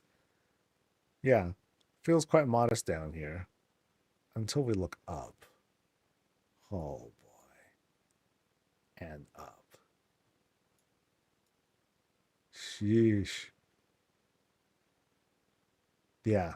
Just crazy. Crazy, crazy, crazy stuff. No, this setup was no. I think it was around the remix time. Yeah. Okay, so they had this before. It's crazy. Okay, so let's climb. Let's climb these chairs. We're climbing. Okay, what does it say? It says Bulwark of Worlds. And what is that made out of? That is made out of flowers. Little flowers. Okay. Oh yeah. Just like the rose part of the flowers is sticking out. Okay.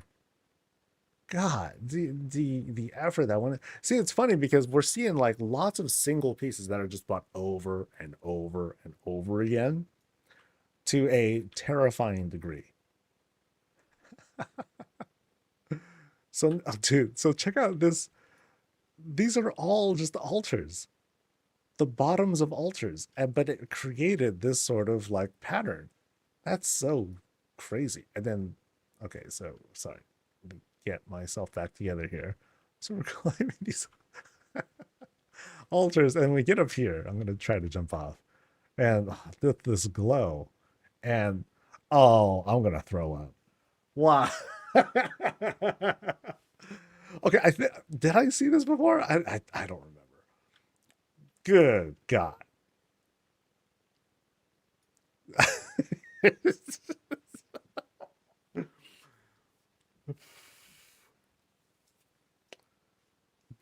Oh boy. Oh man. So here I am in this pit, looking up at okay, oh wow, we're preaching too. And what's this made of? More these are made out of like those lights, aren't they? I bet you it's more of those sconces. It is. It's the Lordaeron sconce all over again. So they use those to spell this out. Life before death, justice before mercy. And then what's on the other side here too? Lights before dark. Wow. This branding is just mwah. Oh, and then there's more. Leap of faith. We're still climbing. What the heck? Okay, yeah, we're still okay. We're climbing. This this oh that's just magnificent. Wow. I feel like I'm traveling to like the last boss of the video game, and we're climbing up this abstraction, and then we get to the top, and then we fight anti-courage or something like that. I don't know. And so here's the top. Oh, that was okay. I really shouldn't move. Yeah, I'm not gonna move. So what do we have up top here? Um, so those are not that, not that. Okay, I don't know where that crystal came from. Okay, there we go. Okay, so this is just wall. Okay, so here, this is just like walls. They've been embiggened and then placed back there. Okay. And then, wow. Okay, this let me can I okay, there we go. All right. I think I can kind of get closer now. So dude, those are chains. Oh, actual chains being set up there to fill out the space. I know these are like little treasure piles. Yeah, those are treasure piles. They used oh, I can't tell. Wait, are those more sconces? Shut up. Okay, so at first I thought these were like beams. No, they just use more of these same freaking sconces. This thing is like, this is like the biggest Lego block that they've been using for this whole thing.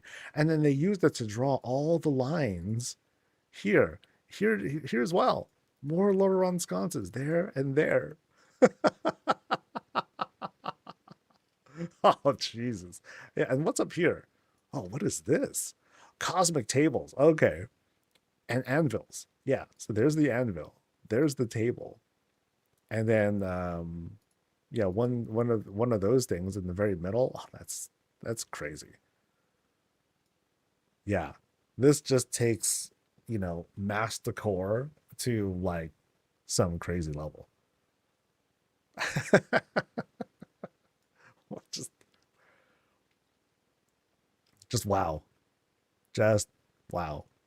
Yeah, those are more anvils being used as like, arms, more of those chains. Wow. Leap of faith. I, sure, why not? Wee. Oh, oh, wait. Okay. I'm I'm very amused. I'm very, very amused by this build. So this here, I don't know if I can identify it. This should be a privacy screen here. Um, let me see. Yeah, I don't think I'm able to. Yeah, it's not showing me, but back there somewhere is a privacy screen that creates this sort of invisible wall. That's all funny. Um, oh wow, dude, this is very, very cool. Whoop. Oh wait, I'm still. Oh no. Oh, okay. My faith has failed me. Okay, so what's making some of this other stuff? So I know these are like fence posts, dwarven fence posts. I think I need to, yeah. So there's the post right there, um, to help make that whole checkerboard effect. And then these are just like walls. That's just the wall section that they used so to make the checkerboard effect. That's just very yeah, very unique staircase. It works, it fits. It's awkward when you look at the cushions, but it's like, yo, fully functional. We can't complain. Um yeah, I remember the last time I was here, it only went up this high. They added like a whole other roof kind of thing. And it just got even more insane. Wow. What a spot. I'm pretty sure I've seen everything, unless there's like some hidden underground stuff. But I have a feeling that all those sconces took up all the budget. Yeah, yeah, that's just gross. Like the amount of work that went into like setting this up and lining all these things up, it must be crazy. Crazy, crazy, crazy. See, like I say, man, housing will surprise you. People will think of like just ridiculous, and things are just so cool. Swear. All right. Well, thank you for showing us this place, because god damn. The amount of Legion and BFA resources that's in the South. Yeah, so I'm thinking like someone was saying like, oh, it was easy with the remix, but like, were we able to buy all this with bronze? I don't remember that. I thought it was like other stuff that we bought with bronze, not decor, right? Because I know there's like certain Legion decor that you could buy with bronze, but I don't remember buying no like this thing or the hunter tables and stuff. Yeah. Yeah, it was overhaul resources. That's just oh. Oh, this is fun. This was a lot of fun. And funny enough, short. very brief visit. Okay, so we're going to Zendor's place next. Bum, bum, bum, bum. Okay, number 8. You get a lot of overall resources from. Yeah, I remember there was like, once you were done, um, you're able to acquire a lot of stuff. Yeah.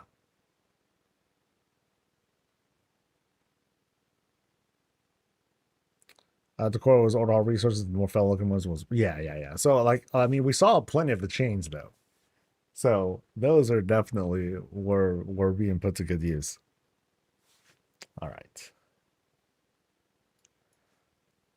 All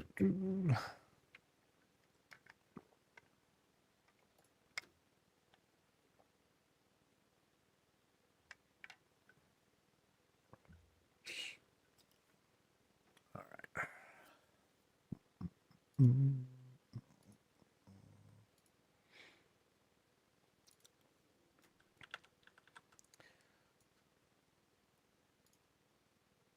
All right. So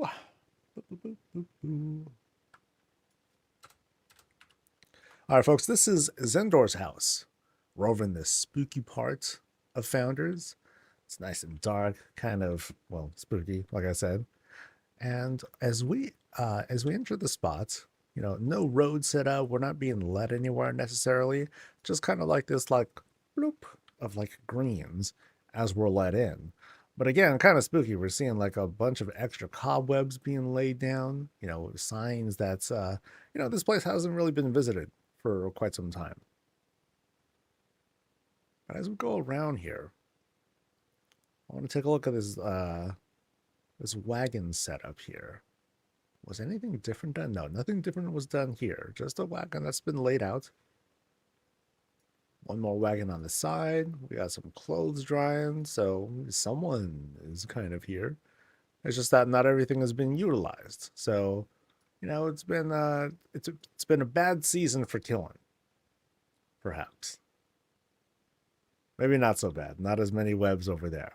But we get an idea of what this house, of what we might expect inside. We have been surprised before.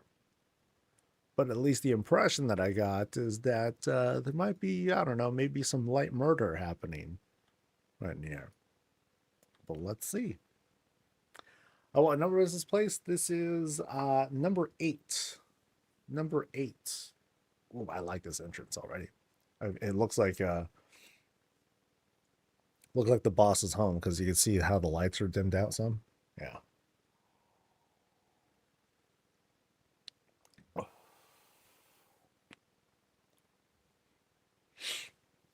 It's been fixed for my pleasure. Dude, unnatural light is like banger lights. Actually, I have a certain fondness for the other ones too, like the evening one, how you have like that sort of like orangey glow. That one looks really good too. But anyway. All right, so as soon as we come in, we can see like the lights have been dimmed out, which is a nice touch. We come in and we're, of course, offered to lay down our arms, put down our umbrellas or sticks or whatever it is, set the gloves aside, and welcome ourselves in. So we first start off with this invitation to eat, which is always a good sign. Nice spread, and some corner reading over on that end for those who are like, okay, I'm just gonna like kind of do something on my own while I'm doing some reading. And over here too, we also have like the kitchen set up as well. Now again, like one thing to pay attention to would be like the lighting here. So the lighting, we have like a nice big center light here. We have some other stuff going on, but this sort of light, it has a really good spread. You can sort of see how it's ooh, that's pretty. You can see how it's brightening up like most of the room, but not quite all of it. So a piece of light like this, it just has like a really large radius, but it's not like blasting us. It's not like super bright in this spot that would otherwise blind us. But check out this grandfather clock. Oh, mighty detailed. So it's framed with platforms and tables. You have what looks like benches on the top. We have that little hammer thing that's going to come out at some point. But then as for the middle construction here, we have the some rugs. We also have I like this. They also used the window. They just flipped it over backwards so we can see the parts inside, and he used wind chimes for it. But also the glow that comes from that helps to illuminate what's on the inside too. Here what we have what I think is like an Erico table, and because that rug is part of how that works. And then here the drapery, you can see that right there, along with little jewels that come with it. Pretty, very pretty setup. It's thick, right? Nice and thick. Right next to it, we have our kitchen setup. All the good stuff. Stuff is ready to be served. Coffee is ready to go, of course. Prep table, some dishes need to be done. Pantry area right over here. And then I'll check out what's probably like a bigger pantry back there in just a bit. But first, I want to admire like the glow, the double glow here, because look at how this glow bounces. Because there are two sources here that include that whole flickering lighting effect. So that's why you're seeing both like this kind of like this weird clash of like the yellow and the green lights. But it looks neat too. Haven't seen this done before. So I like how this happens to come together. Otherwise, if you're not being blinded too much by the light flicker, you can kind of enjoy yourself, have yourself a bit of a read. Nothing keeps you warm, like the fusion of regular flyer plus oblivion. All right, is this a thing? I don't know if this is a thing. No, that is not a clickable thing. All right. I think I turned off the fireplace. So if I turn that off, so now we're left with like the lovely greens. All right. So I feel like I want to go through there a little bit later. That definitely seems like a secret. But first, sorry, let me backtrack just a bit. Make sure I didn't miss anything here. Yeah, I think it was just like the shelf case right here. Yeah. So we'll see what is through here first, because this looks like just a carved out space for a small bedroom. Okay. So as for who lives here, maybe it's the help. They come out, they prep stuff, they clean things up, they come back here. Because otherwise we have a pretty modest bedroom setup. Pretty tight, nothing very opulent or too crazy, but then they do have like one nice lamp that they set up for themselves. Yeah, kind of minimalist here. So the story I'm telling myself, it's the help that lives here. Now, like I said, we're going to go through that dark portal thing a little bit later. First, I want to go through here because now we've shifted. Now we have this sort of like blood elf vibe going on. We got, check that out. This is something that I've been wanting to put together, where you have like the whole statue, but then you have like these, like, I forgot what they're called, power sources or something like that, that act as like wings. So this is cool. This has a sort of like Kyrian vibe. And what are they ready to do? They're ready to play ball, baby. Filigree ball. Boom, they're about to like nail someone in the dome. Oh, well, that sort of thing. So think of it as like Quidditch, but they have wings instead. And it's probably like way deadlier. Because I mean that thing is just metal. So it's kind of deadly. So we'll that one seems kind of dolled up. We'll go through this door first and see where this takes us. This takes us to an artist area. So here's where the work's being done with AI. That's it's questionable, but well, it's Warcraft. It's their planet. Yeah, work's being done over there. And then, well, I'll glance out there a bit more in just a bit. But then here's what feels like, I don't know if we can call it a trophy room, or we can call it like finished product. So if they were like sculpting as well, I don't really see anything to suggest that there's sculpting done. But if there was, here's where some of the finished product would be, suspended right up here. But now we have this curious window. Now, remember, we were in a pretty spooky part of Founders, and oh, wow. Okay, I see what's going on here. They're pulling off a perspective shot.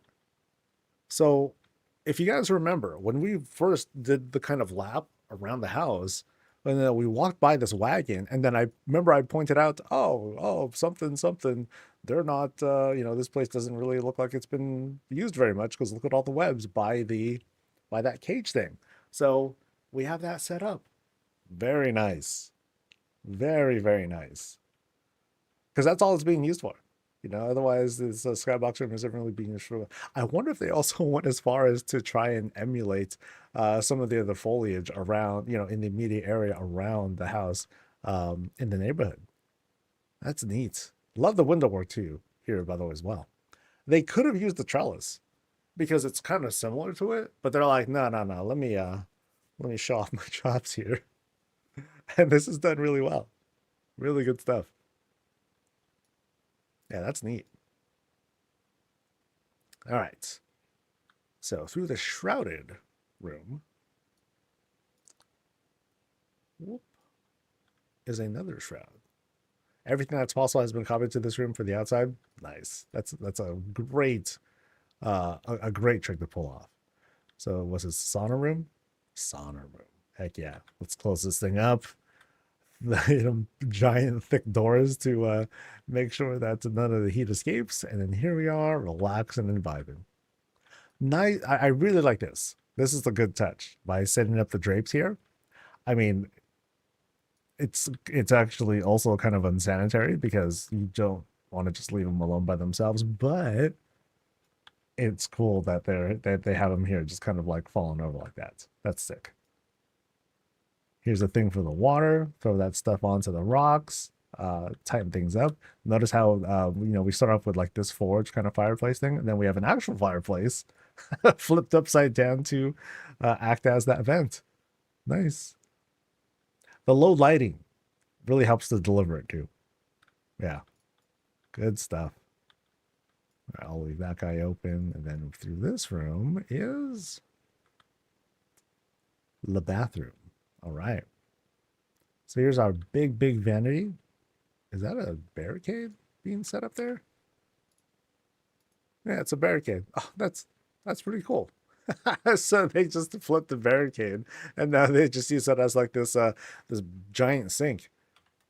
That's pretty smart. Yeah, that's pretty cool. And then here we have the toilets, a void toilet. Ooh, oh, that's cool. What effect is that? The swirling ritual pedestal. Okay, so kind of like the fell toilet. There's nothing like, the void to just suck up all that waste for it to, never be seen again. Cool. The void devours everything, right? Let's put it to the test. And the void will be like, nah, nah, nah, nah, nah. Not everything. Not everything. Not willingly, that is. All right. So we go through this shroud here. Yeah, we came from there. Went through that door. That was the sauna and the potty. And then we come here and, oh. What is being done here? Are these tables?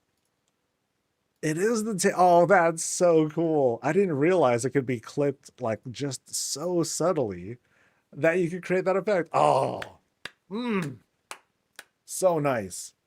Yo, I want to see more of this, man. We are going to see more of this. Watch, watch, watch, watch, watch, watch. That's neat. That's so neat. So here is like the another bathroom, I suppose. So there we potted, here we bathe. But the way this is set up, oh wow. So this room, it has a sort of, here's the horde version. It's not even men's and women's, it's horde and alliance. This bathroom has a certain vibe where it's like, I know it's like done. It has everything that we need, but it also has like a work in progress kind of feel. Like eventually, like we may be able to see like this grand bathroom. Oh man, I want to take this effect elsewhere, dude. This is so cool. Yeah. And remember, you can have it going in like multiple directions too. which is very, very neat. Like, I'm not even looking at the other bathroom stuff. I'm just like, oh my god, the walls. Ah. Dazzling. Absolutely dazzling. Yeah, that's going to stick with me for a while. Because I bought a bunch of those tables, and I'm like, okay, what do I do with these? I don't know. But yeah, now I want to do something with that. And I think that's like one of it. All right, so I think I've explored everything. Well, okay, let me double check one more time. So I went through there. Did I go through? Yeah, I did go through here because I was checking out the, yeah, that's the outside stuff. All right. So that's one of the things that obeys gravity. No, no, those don't obey gravity. So you can rotate those in different directions and have them go in different ways. Like for those who might remember, I think it was like last week we looked at the cockpit of a spaceship, and it had the illusion of us traveling through space. That was crazy. Ooh. Oh wow. Okay. Yeah, we're going to Narnia, guys. This is always a good sign. Oh, I love this effect. It's the best. So, boop. Oh, okay. So we're not. So we are not, in fact, in Fellville. We are in a grand library instead. Yeah. So check out the climb here with all the with the makeshift ladder, and the lighting helps to deliver the vibe here. Very dark, kind of spooky looking, but then we also have right around this corner stairs. Okay, there's stairs actually. Okay. Let's explore the rest of the room first. So big library setup. You can see the feel of it that I'm getting is the house was designed with this lighting in mind. So you have like some strategically placed candles, not exactly for visual, yeah, not exactly for the visuals, but for like practical use. It's like, okay, reasonably, some people will have like candles here and here, so that way you can, see stuff. Ooh. And then is this a big room? No, this is a dead end room. So we got chests. We have a whole chesting going on with all of the prey figures. Now, okay, now the question is who versus who, right? Because they're all the same color. And I guess you can kind of make out the shapes and all that, but it almost looks like it's just this melee instead.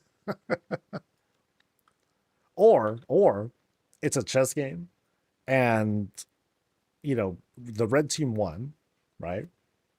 But then once that's over, what do they do then? Now it's like now they have no choice but to start going at each other. So it's like the whole orc situation. It's a whole orc situation. All right. I am pausing right now. This is mostly for me when I do edits and stuff. I need to message someone about something kind of important.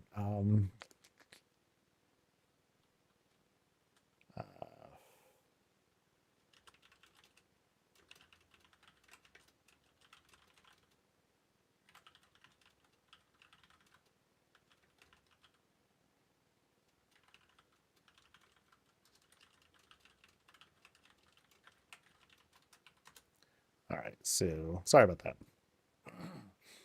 All right. So we return to this hallway. So now we're gonna make our way upstairs. I think that was the only like secret sort of room that we saw. But now we're going through the secret passageway here, and now we have like this tight climb. So in this case, really popular use, it's using this pillar as like a center. So that way we have like, oh, we have a bit of focus. But now we have this trap door that we climb out of, right? So now we're above all this stuff, and what do we have? Oh, we're in this hidden library spot, complete with the Eye of Acris. So it kind of has a whole secret hidden library vibe. Okay, it's not that hidden. It's just like it's nice and open over there. But we have like this certain climb that takes us up here. That's neat. Cool use of the trap door kind of thing. But it's not meant to be a secret, I guess. At least once you get past the secret bookshelf case, you know, it's okay. You found this, no big deal. Some people they'll use something like the secret shelf. They'll just have that there. They'll have it skinned in and try to make it hidden of sorts. But yeah, up here, lots of library related stuff. Blood elf literature, earthen literature, draconic stuff, Pandaran stuff, Pandaran scrolls on the side as well. But then through here, remember we're in Narnia. You know, we went through that portal, and so we have like a very different vibe going into this place. And here we have like lots of Forsaken dedications. We have very heavy on this, you know, because here's what sells it. These purple lights up here, these dark ship lanterns, like we have this bit of contrast. We have like the yellow candles here on the side, and they do provide some lighting, but it's really this that really set the tone. Yeah, love this color. It can be very soft, it can be very inviting, but in this case, you know, because we have like the Forsaken branding, oh, you know, it gets dark, dark. Reminder, my character is named Peaches. Good point. Very good point. So this is Peaches' lab. And what's going on? No good. Lots of plague-related stuff happening here. But the canary's fine. So we can relax. You know, everything's safe. All the safety measures have been put in place. Or it's a mutant bird. And they're actually immune to everything while slowly our brains are melting. So we enter this lab spot, and oh, there seems to be some sort of accident going on there. We'll climb up these tables. And then notice how things kind of like tighten up. Yeah, so we have this sort of like a cluttered look as we enter this laboratory. Full of materials for experiments and everything. A lot of work being done, you know, a lot of natural stuff. Oh, and then there's a hole with which to fall into and never come out of. So I'm not going to go down there. I will decline for now. Or that's right. It could be the canary who's doing everything. The canary is Putris. Surprise. All right, so we come out here and oh, okay, so we have plague stuff coming from above. This is okay. Now this is becoming incredibly unsafe. How are greens growing in this room? Maybe it's good. Maybe it's good stuff coming in. I mean, yeah. You can see what looks like faces as they're coming down, but maybe it's fertilizer. You know, maybe Putris is turned around. He's like, you know what? I'm done with like the plague stuff. Now I'm all about like, cool. I'm gonna make fertilizer and spread life. I'm gonna regrow Tirisfal Glades. Right? Yeah, see, he's like, yeah, you got me, buddy. He laughs because I'm right. But what other experiments are happening here? Yeah, just like anything you can think of here. Like all the chemistry related stuff. Like he's ready to stab me in the back as soon as I'm helpless. But what else is here? Okay, I think is that like a thing that's going? Okay, so that does have the animated effect. That's neat. I didn't realize that it had like that sort of effect happening, or it's like multiples because yeah. So it looks like this normally, but then there's like more of an effect. Yeah, so okay, so I think there are additional effects that are making like this sort of thing come out. That's cool. Can I see it though? I don't think I can. Darn. I'll just accept this as a brilliant depiction. Neat. Oh, we got a little cabinet work too. Haha, nice. Yeah, so great work on the clutter in this spot. Yeah, it's not often that I see like a good bit of clutter when it comes to like alchemy related stuff. Like I'll see things laid out, but then now we're seeing like a little bit more extra touches, and I think that's great. All right. Have I seen everything? I'm not sure. I think we explored like quite a few little nooks and hidden stuff. I didn't fall through here yet. I have. All right, now I'm going through here. Whee! Oh no, I thought I was gonna fall in. Darn. That would have been perfect. That would have been perfect if I actually like fell into the thing. Oh wait. Okay, maybe I am a different kind of trapped. Nope, I made it. Yay! Yeah, that would have been hilarious. Especially because I just willingly jumped in like, oh, this will be fun. All right. Thank you so much for letting us visit. This was fun. Again, though, like not to even diminish like the other stuff that you did here. Like, for example, this work. Oh, really good vibe. Oh, now it's midnight. Nice. Those walls, man. The walls with the whole space look. Oh, that's just that's such a good one. I call that a takeaway, something that I've learned and I think can be used to really cool effect. All right. So now we're going to Kaisha's place.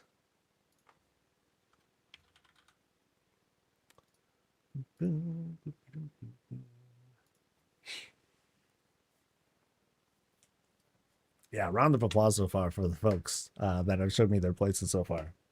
Awesome. Awesome, awesome, awesome.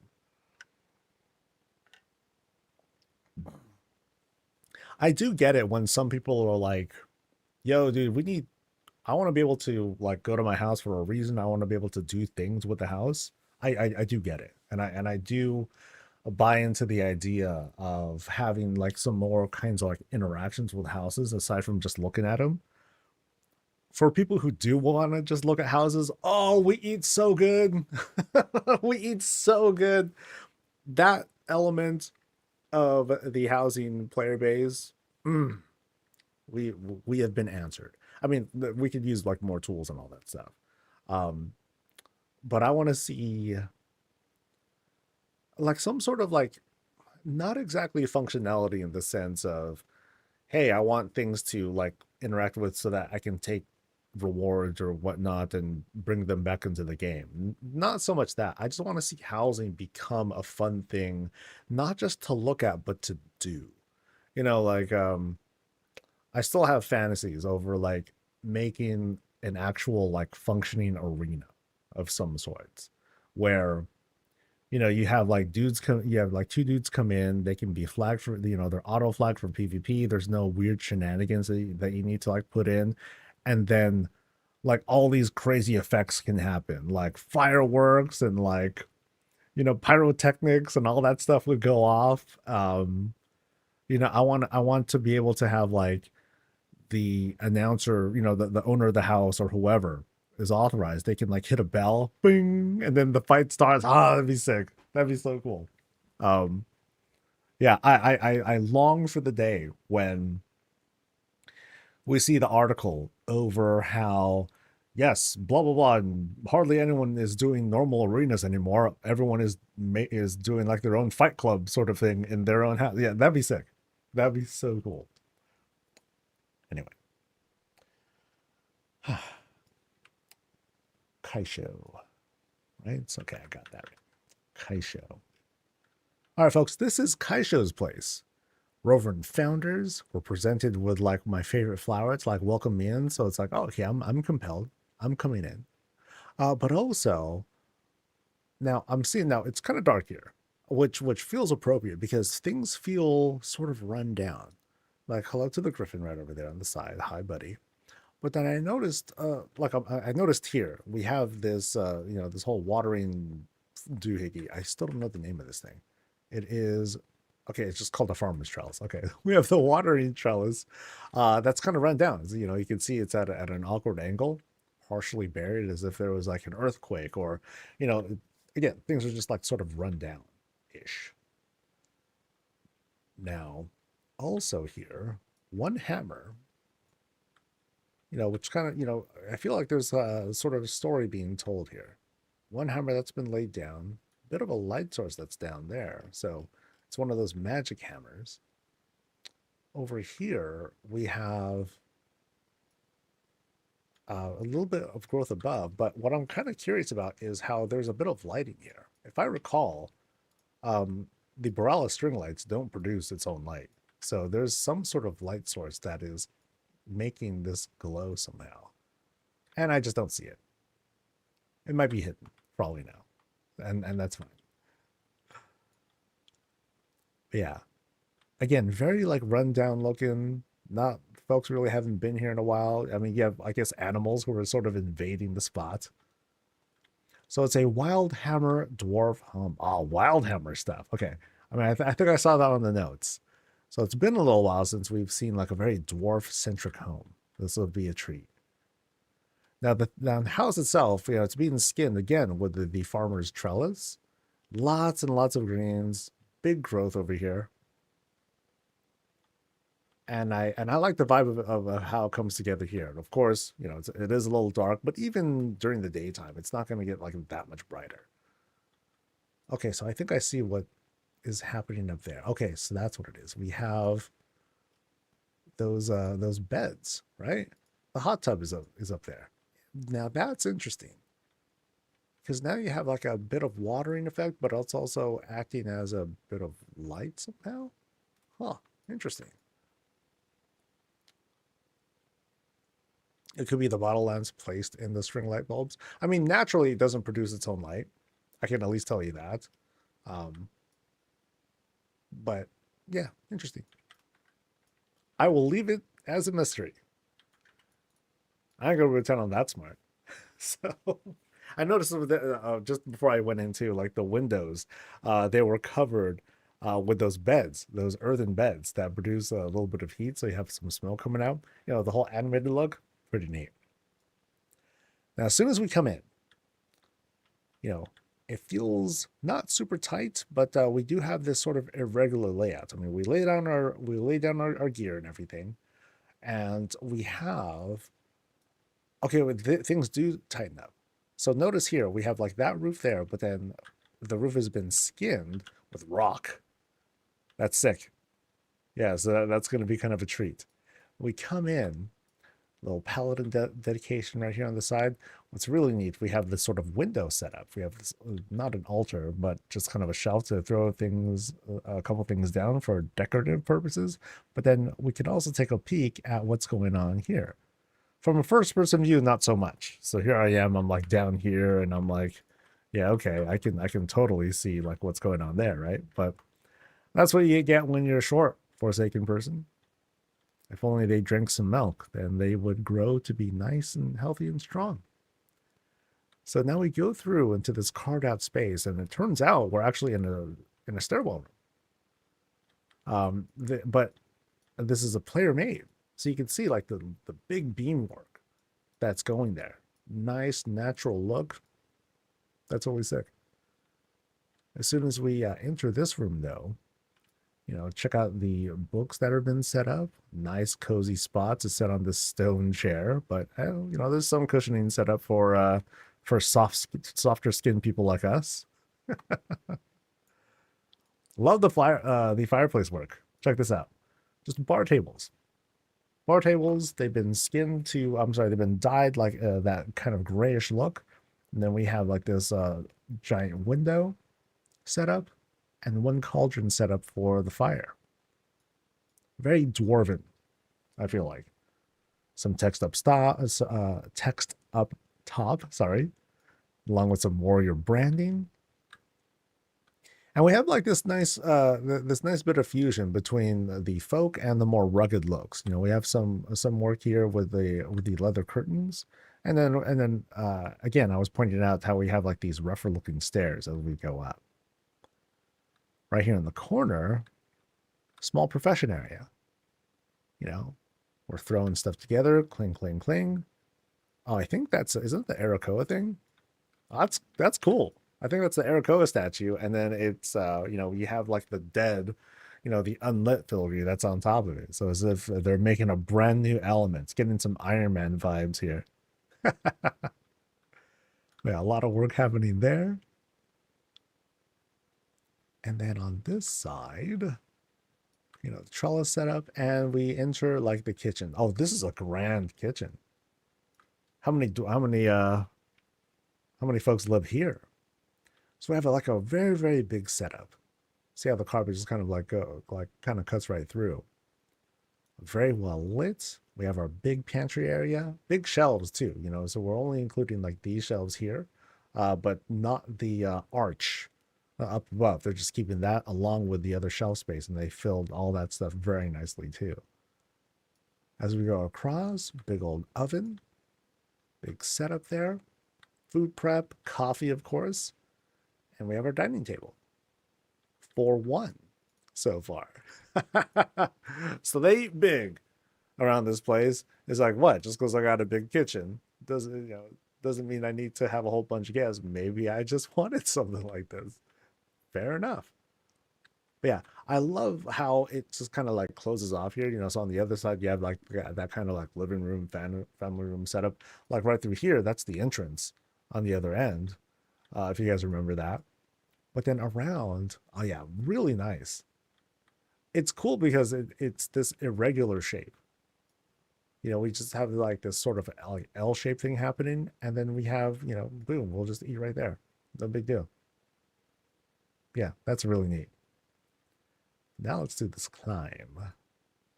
We're climbing up again, this sort of custom stairwell room. Works the same way, but notice we're going up like fewer steps.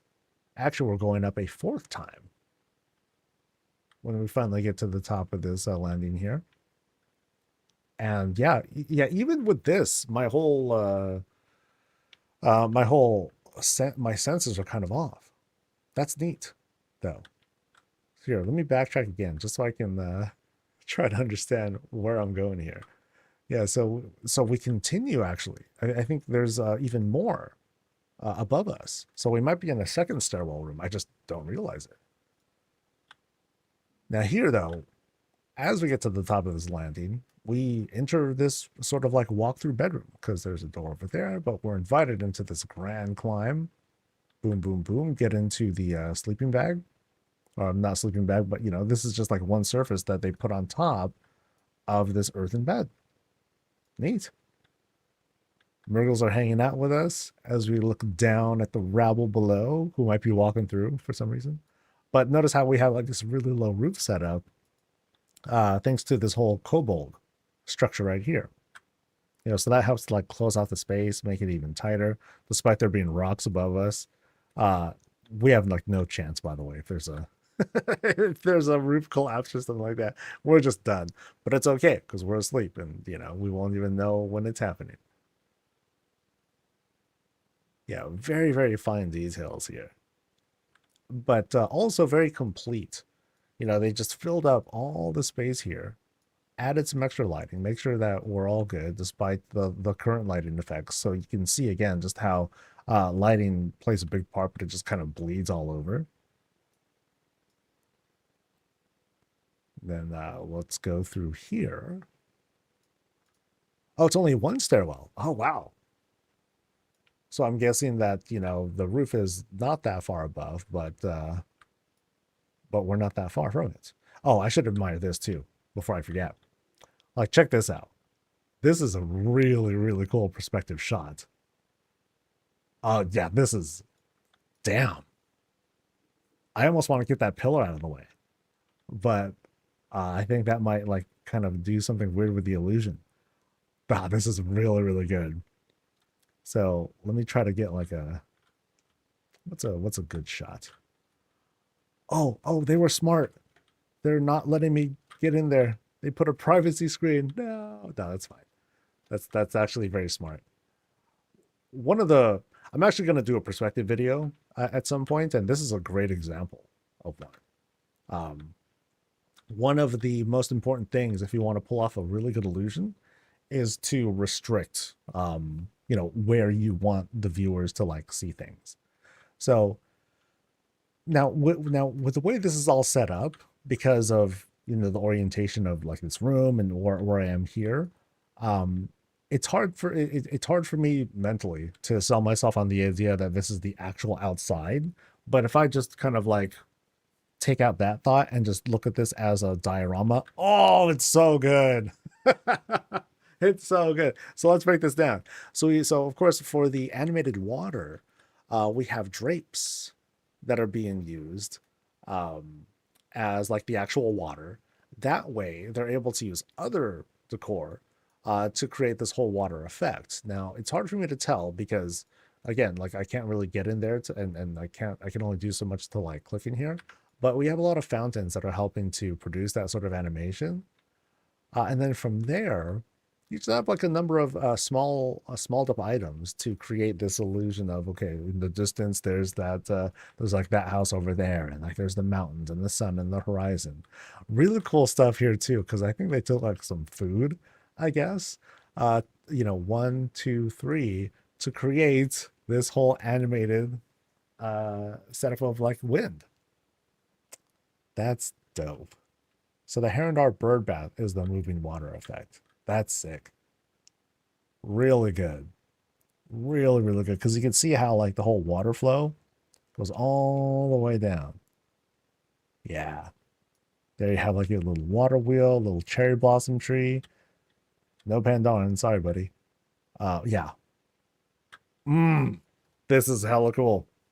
Really, really good work on this one.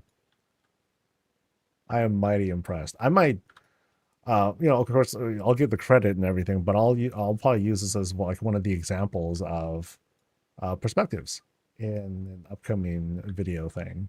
Oh, it's really good though. And I was about to walk in here and just pass that by. What an injustice. Anyway, so in this spot, now it almost feels like we were underground at some point, and now we're kind of climbing our way back up because I feel like the outside should not be very far from here, or at least we're like, or at the very least, we'll be expected to like, go outside because like this is where like the griffins like all hang out and everything.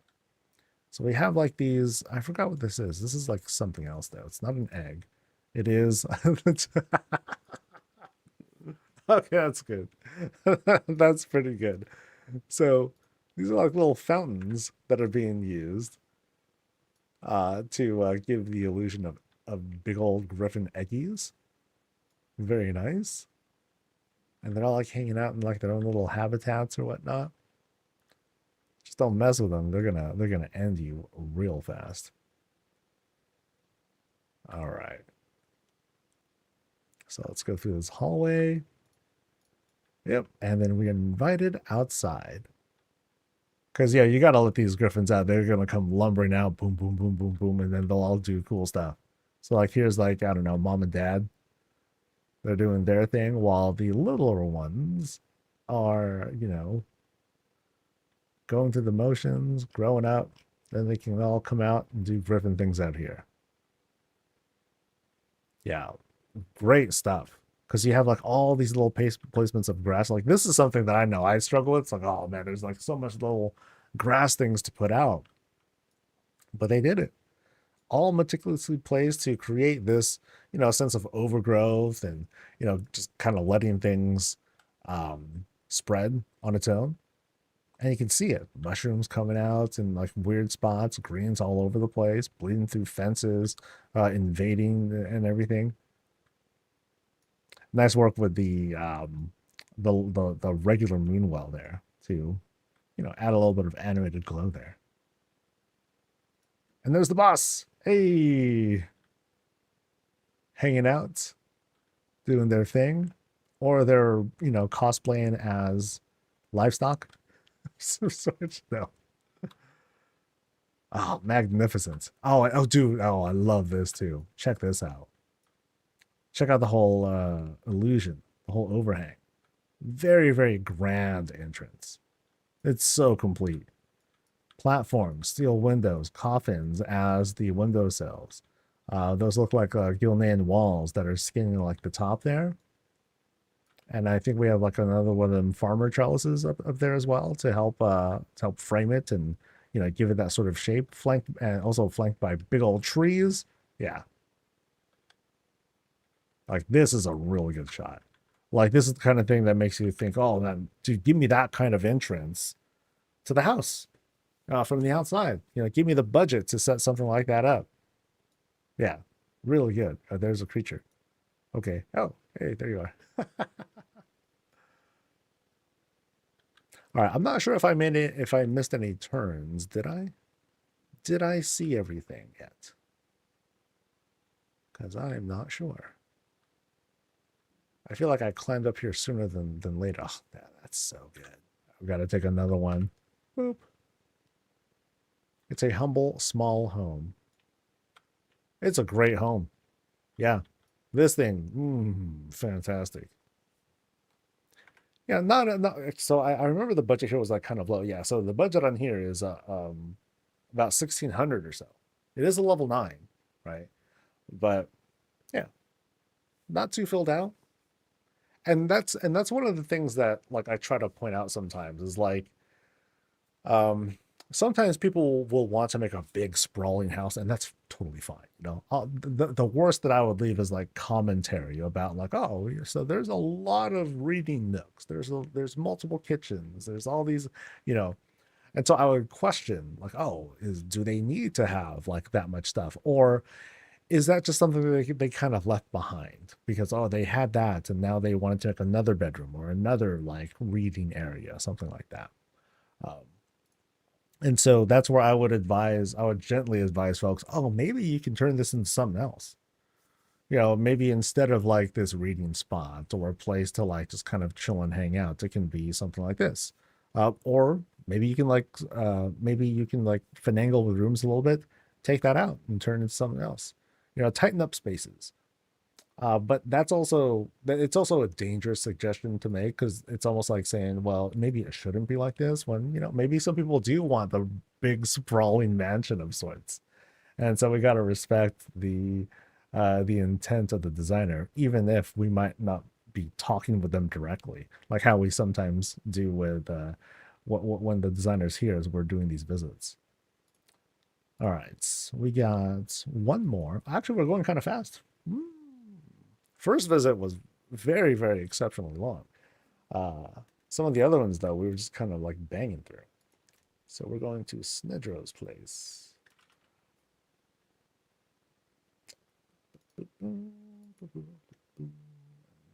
54.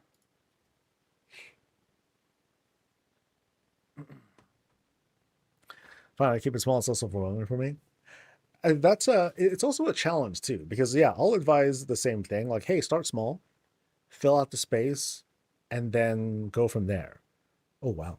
And then some people will go from there, and then they'll end up creating like these not redundant spaces, but they'll end up making like these filler spaces when they don't really mean to. But they don't want to go back and delete stuff either. So, there's the challenge with something like that. But sometimes I guess the biggest advice I would tell folks is like if you're putting something together, complete it, and then take a step back and be like, okay, what do I want to do with this?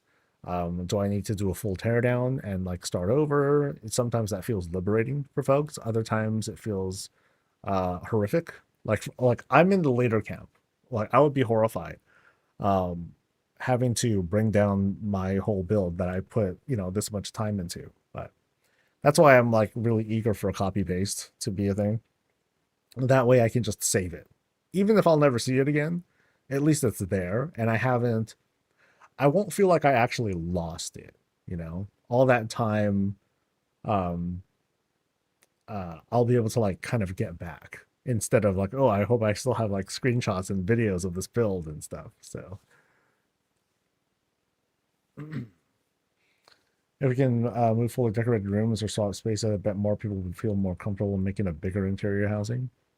Now, here's the thing, though. I see people create more larger houses than smaller ones. People are more about like the larger area coverage than they are about density, and I think that informs of the builder's like experience and their intent, of course. Because, like I said, some people they just want to have like a really big space, um, but I think once folks have the experience, they will probably maybe aim for some tighter builds, sort of. In case I forgot to, big thanks to Professy, thanks to Roxy, and thanks to Ape Shit Bananas. That's an interesting name. Thank you guys for the Prime subs. I appreciate it. All right, so we got one more for today, and then we'll just kind of like spin our wheels. Maybe I'll check my vault and all that stuff. We're going to check out Snedro's place. We have arrived. We're over in Razorwind for a change. I tend to see a lot of founders' places, so it's a nice breath of fresh air whenever we get to see a spot over in Razorwind. And damn, this place is skinned. So somewhere in here is probably an orcish house, but you'd never know it. So this is a pretty popular take where they'll take the Gilnean wagons and like skin it into and just throw them down over and over and over again until they reach their desired result. Now, what they're also using here, and this is kind of unique, they're also using the outhouses here on the side. So in the front here, we have like this gazebo. We have this bit of a climb up. We go in. Okay, cool, good stuff. But the way that the lighting, I'm sorry, the way that the colors blend in together, like I would say at night, this will be perfect. Like you wouldn't be able to tell. You wouldn't be able to tell like the difference in color tones. But for the most part, they match really, really well. So let's climb up this thing. I'm curious about what this is here. So I guess this is just a way to like lead us up into, well, another wagon. But yeah, really neat with this setup. Now back here, I guess they did their best to try to skin this as well as they could, but yeah, I think you kind of run out of budget there. Some people, they just won't bother. They'll just like leave the backside super exposed and they'll just leave this front here. They'll focus their area on the front. But yeah, really neat setup. They did such a good job of taking the outhouse here and the wagon. They basically used these and covered up the wheels, which are like just right under these. You can sort of see if I zoom in some, like the end wall, like here's the wheel. And then you see it partially hidden by the outhouse, partially hidden by the Vilnian walls. But yeah, the result, you have like this really neat setup. This is usually the answer whenever people are like, oh man, I really want something more than Horde and Alliance housing and blah, blah, blah. Like, give me Gilnean housing. And not to say that, hey, this is it. This is what you get. But if you want something now, with a little bit of elbow grease, you can pull it off. So, great looking exterior. This is one situation where I'm like, oh, I wish I was here at night.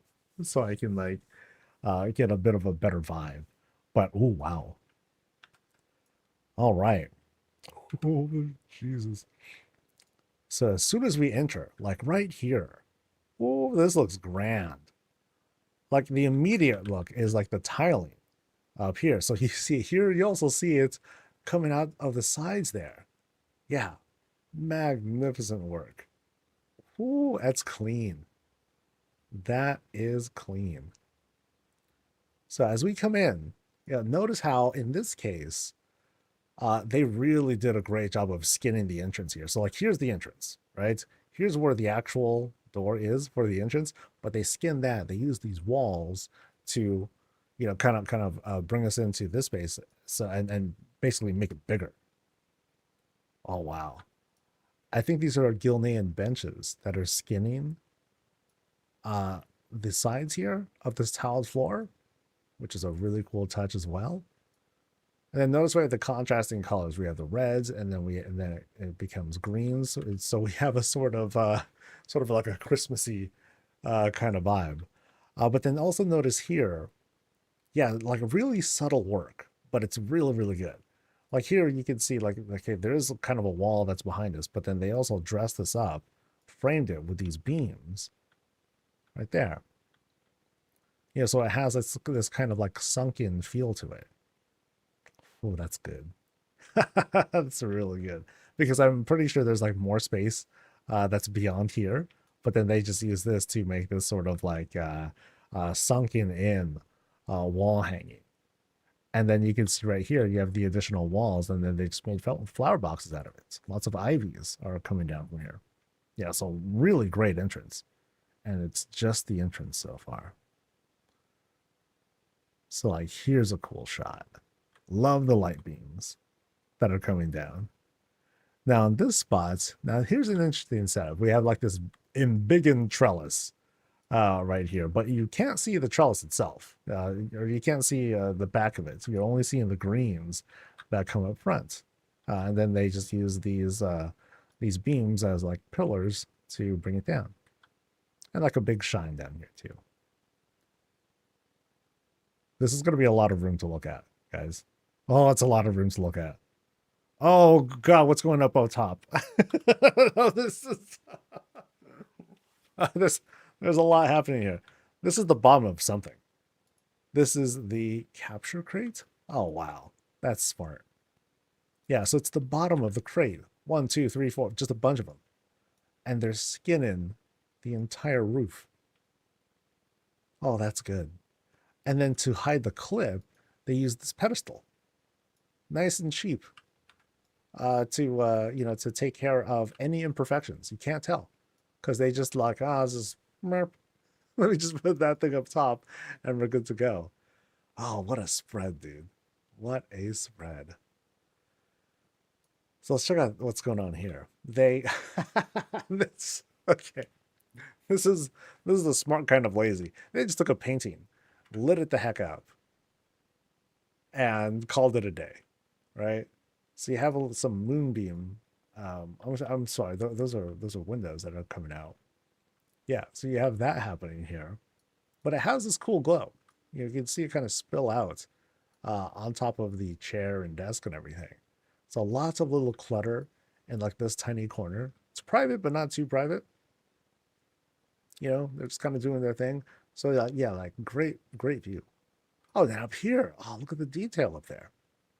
You know, so instead of just like the normal wood, they put these up as like not statuettes, but just kind of like the illusion of engravings and all that. That's how it's coming off to me. So it's not like the statues are sitting on something. They seem to be just kind of like shoved into it, like it was carved in. Oh, that's cool. And then, oh no, someone spilled the wine. Oh, tragic. Tragic. There was something that someone had said earlier. Sorry.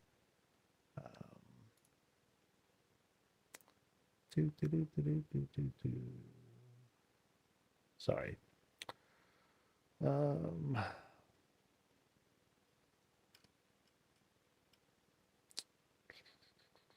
All right, this is I'm pausing for a second.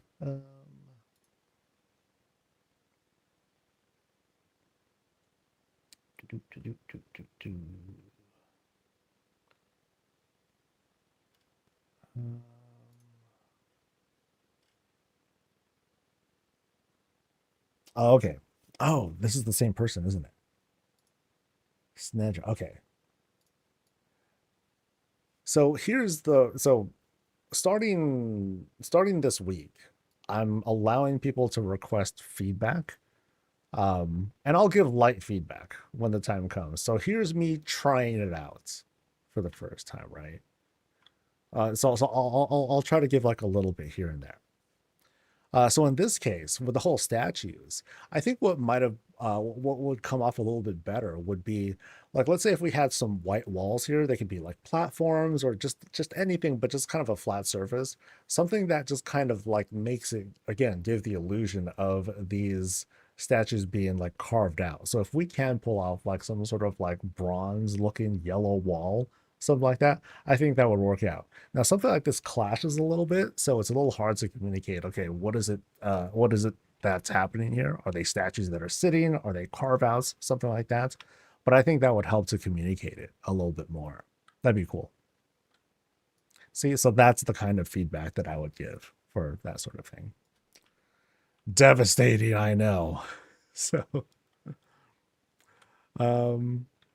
The other bit of feedback that I would give here would be like, in this case, like we have these two trellis setups. So there's one here, there's one in that corner, and then there's one in like this corner here. Looks great because it illuminates the spot and it almost illuminates the busted wine, which is funny. The only My only thing is typically when light's shining down, it's usually going to just come from one direction, right? Because otherwise, then it's like, oh, are there two suns? It's a magic world. Sure, why not? But in most cases, most human beings would understand, oh, there's only like really one sun. So you'd only typically see like it coming from like one direction. Yeah. So again, that's my idea of like that's sort of the beta test of like feedback that I'll give when people make the request for it. Small things. For the most part, I'm just like, holy crap, dude, look at the work that's being done. They did more of the prison stuff right up here too. What I really like though is how the floors, they've been, we immediately come in and when we rise up, so here's like the real floor. We go up a few steps and this entire place is skinned with the floor. So they were very consistent on maintaining this elevation throughout this whole thing. And then you finally climb down, go through these doors and then you go to the next spot. I think that's a really, really cool design. Really neat. Whoever's cleaning that would hate it. But as for looking at it, looks neat. Looks very neat. What they use for the light shining in, I forgot the name. I think it's called Tome of the Ancient Kings. It's very crazy. Yeah, here we go. Yeah, so this piece that gives that sort of like light shining down effect. Very popular tool. Of course, you got to do paladin stuff. So now in this opposite corner, fireplace setup, fully customed out. Beams. Looks like this is like a wall or a doorway, and then you have two of these braziers set up.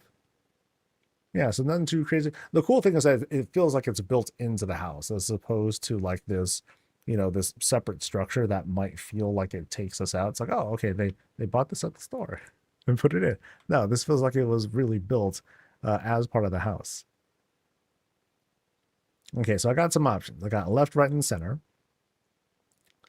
I'm gonna wait on that one. So we're gonna go left first. Then we'll go to the right, and then we'll cut through. So, oh boy. Oh, neat. Okay, what is that? Is that a Mechagon thing? No, it's a privacy screen. Okay. Yeah, so the privacy screen. So they just used one little tiny part of the privacy screen to like create this whole crisscross work up here. But also, walls are being set up. They've been heavily skinned, just like the rest of the place. So we have like these really deep colors being used here. I'm not sure what the floor is. So, oh, it's a big rug. Oh, interesting. But then we're also being let out. And oh, okay, I love this feel. Oh, this feels good. This is sick because we're making our way outside, right? But then we have like these I think these are benches, right? Or tables. Yeah, yeah. So we have these tables that are helping us come out. Oh, that's neat. Oh man. It has that whole like a yard feel. You have like these large plank fences that we're walking between. This brings back a vibe. Oh, we're not outside. Okay, so we are so we're inside. That's just a really cool hallway. Boom, boom. We climb up twice and we enter like this grand bathroom. No, wait, no, we are outside. Oh man. Oh, this is so good. Oh, that's so awesome, dude. So I'm gonna go straight to the bed. Big old bed. Also part Zandalari bed because you just got the Zandalari bed on the other side. Skinned again with this Calderai rug. And then oh, wow, these are great effects. Great effects. Oh, very interesting. Now, here, let me hover over. So, what I find interesting here is that these garden clusters are pointed down, not up. So I have a feeling that I don't know if we'll be able to observe things from above or whatnot, But yeah, really interesting that they didn't flip these over. Huh. I mean, because if you flip them over, like, then they would like clip through everything. And that'd be like wild. So instead, here, you just have like this effect, and this works. Yeah, that works pretty good. I like it. So I'm curious what these things are here. These are, oh, wow, interesting. Market stands as pillars. So like there's one, there's two, and then you have like greens coming out of each of these things. And then they, they put them up vertically. Oh wow. Dude, we're seeing all uh these cool bits of constructions. Like here we have a big old troll fountain. They just like jammed a whole bunch of rocks. I had a bunch of them, added one more fountain, and then oh, I'm sorry, two more fountains. Now we have like this waterfall effect here, all in this like tight space. And then, oh, I hope we can go outside because that's sick, dude. Oh, that's so cool. You can see so much stuff outside. So it's like, so we have a whole lake right on the side of the house. Oh, neat. So neat. Yeah, so again, we have platform one to get up onto the bed. We come down a little bit. Remember, we're still on these platforms. And oh man, there's a lot of, yeah, so the clipping here, this works out. Usually I'd see like flickering, but we're not seeing it in this case. So it comes out great. Little vanity set up here on that side. Bathtub in the bedroom. I don't know how I'd feel about big old lilies in my bathtub. Like what else is crawling around there? But then now we can step outside. Oh, okay, that looks so good. Oh man. So here we are stepping into, so we're stepping into like multiple skybox rooms on each side. So here's one of them. And okay, lets me out. Oh, let me hop back here. So so this is the shot though, right? Like something like this. I feel like I don't want to go any further than this because wow, that looks good. So there again, we're seeing another effect of the void table. So you have, okay, I'm just going out there now. So we have the effect of fallen water from these two tables. Now, when we get up close, we can see how, we can see the clipping and everything, but like here's one table here, then here's the other one. And then it comes down, and then again, we see this. So I saw a build like this a little bit before, where someone created like a similar effect. They made like a river out of this. Oh, that's cool. I also noticed that some of them are going in like the other direction, which I'm not sure is intended or not, but it still looks neat. Maybe it's like this kind of thing with like water flowing back in. It could be something like that. But dude, the water here looks so smooth. That's really good. Oh, actually, I think this might here be uh, razor one fountain. Yeah, so this is a razor one fountain. Yeah, so great use of using multiple kinds um of dyed decor. So here you can kind of sort of see, you can see a little texture there, right? And then you see a little texture here on this side. That's kind of like the edge of the fountain. And that's how you're able to still have like this complete piece. But then once you get here, you can see like the fountain kind of ends and then the void water stuff takes over.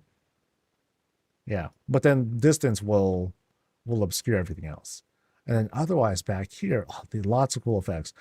I've been seeing this a lot today where we see these blue drapes acting as like this sort of semi-transparent skin for water. It's been working out great.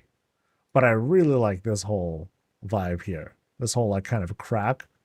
It has this sort of otherworldly feel when we go back. So here, let me pan back again. Yeah, so check out like the way that those glows come off. So it feels like this whole alien waterfall. Oh, it's sick. It's so cool. I love it. Yeah, what a great setup for this outside. And again, like the intent here with this perspective is to just kind of like stay here. We're not really meant to go out there. You know, unless we want to do like a breakdown. So the view that we have from here is super good. And they also went as far as to make it this very clever presentation up here. So again, like if we stick to like here, this is what we'll mostly see, which is convincing. You know, this works. Yeah. Very, very cool. All right, so let's retreat back some. And then here on the other end of this octagonal room, we have another outside room. Now this one, it doesn't appear like we'll be able to like go outside at, unless we really tried, but I don't think we can. But in this case, you know, we don't have any crazy illusion, but we do just have like a very nice filled out spot. Lots of greens, 2 cherry trees. It looks like once again we're seeing the fountain. I don't know if I'll be able to like get to it from here. Nope, not that one. Not that one. Nope. Yeah, not gonna. I don't think I'll be able to like click through, but I'm guessing that that's another Razorwind fountain. All right. You must look next to the waterfall. Look next to the waterfall. Come on, this waterfall, right? So, oh wait, is there more room? Oh, there's more room. Oh, damn. Treasure. Nice. Oh, very good. And then who lives? Oh, someone lives here. A freaking gnome knight lives here. Excellent. So, this dude guards the treasure, or actually owns all the treasure, but he lives next. Oh, this guy's a creeper. Wait a minute. What sort of intent do they have, huh? Yeah, very darling. No feet, but very darling. Oh, that's good, dude. That is so good. Oh, the awesomeness didn't end with just that. Oh, that's so creative. And I was full too. Oh, bummer. Yeah, really neat. Dude, and you were able to fit like a little bit more in there. It's not just yeah, and that was a lot you put in there. Treasures, coins, little bits of clutter. Yeah, excellent, excellent stuff. And then we were here. I just want to take like one more quick glance, see if there's any like little details missed. No, just a really, really pretty setup. Yeah, lighting and everything. Good, good stuff. All right, so let's retreat back. Wait, so is this a room? I'm not, you know, I'm honestly not sure. I'm not entirely sure if this, no, it's not. So that's a room. So here, yeah, I think this is a great illusion that's been set up. So it's hard to tell like which part. I guess this part here kind of tells me, sort of, maybe that this is a. But you know, I'm just gonna leave it as is. Yeah, I'll just let it be a mystery. Just a really really well done set of rooms. All right. So we retreat back. So that was one hall. We still didn't go out there yet. Let's go through this end here and see what there is. So over on this end, I didn't really take a good look at this spot. You know, bookshelf set up, nice and filled up. You know, we go down this landing, say what's up to the little puppy wyvern guy. I went to the bathroom. Hey, bathroom setup. Oh, that's kind of neat. Treasure chest is put there as kind of like a drawer setup for the large vanity. Oh, this is good. Oh, that's a cool walkthrough closet. You know, you don't see this. You don't see this very often. Let me just hang some linens. You know, some people they'll pile up some pillows, things like that, some rug rolls. Here, it's nice and filled out. I think that's really cool how that came together. Then what are these chests of here? I think that's a okay. That's a big crate. No, not that one. It's something else. Actually, no, that is kind of it. Ah, interesting. Okay, I can't flip it right now, but I think that's, yeah, cool. Now we go through here into, this very pleasant bathtub. Vanities, another vanity's right over there. Chill here. There's some cleaning products and everything. Wow. Small bathtub, you know, but very elegant. Because I mean, check this out. Check out that view. Oh man. So this takes us to yet another skybox room with an incredible view of like, just Arcan doors being used as trees. We have multiples out there hanging out, doing their thing. It almost feels like we're at this like higher elevation. The mushrooms tell me otherwise, but it gives like it kind of comes off as we're a little bit higher than normal. But yeah, really neat setup. Yeah, I dig this. Because here's like just the door that'll like take us outside and it just filled it out. No big deal. And then check out the this whole walk around too. Big piping here, not meant to be pipes, just like this whole different texture. You can see here we have one of those drapes that you're not even seeing like the whole drape. You're just seeing like the little jewels that come out from this. So like there it is. So I meant to say the flag or tapestry in this case. Yeah, that's neat. Unless they meant for it to show, but it just happened to be like this happy accident instead. And finally, some closet space, and then we can back up. That's cool. But now we go through the mid. Go through the mid. We climb up once again. Boom, boom. Check out again the pillar work and like some gates here. We come out to oh. Okay, I'm gonna go closer and I'm gonna pan back again, cause okay, that's cool. That's cool. Oh fuck. Okay, okay. Oh my god. Okay, there's a lot. There's a lot we're gonna soak in here. So first off, I'm just gonna freeze this shot like right here. So here we are. So check out this perspective shot. So like in this case, you can kind of see in the distance, with the way the mountains are like sitting there, and how you see like the canoe, some rocks and whatnot. You have this really cool perspective trick as if like right here along where this cursor is going, that this is the horizon, or this is right here is like where the mountains meet the water. It's just really hard to see, right? But then you have like these little bits here to give this whole illusion of distance. Oh, that's neat. That's really really neat. Of course, as we get closer, then of course the illusion starts to dispel, but really want to at least take a moment to appreciate like the kind of shot that they're trying to make here. That's a shot. Oh, that's good. That's really good. Now, as soon as we come in here, though, we enter like this, this festive like bar area. So it's kind of like a beach house sort of vibe. Now, this place has a full kitchen. We serve from here. We got plenty of foods, things that are ready to go, stuff being washed. But we are fully stocked, and we are ready to serve some eggs. Huh?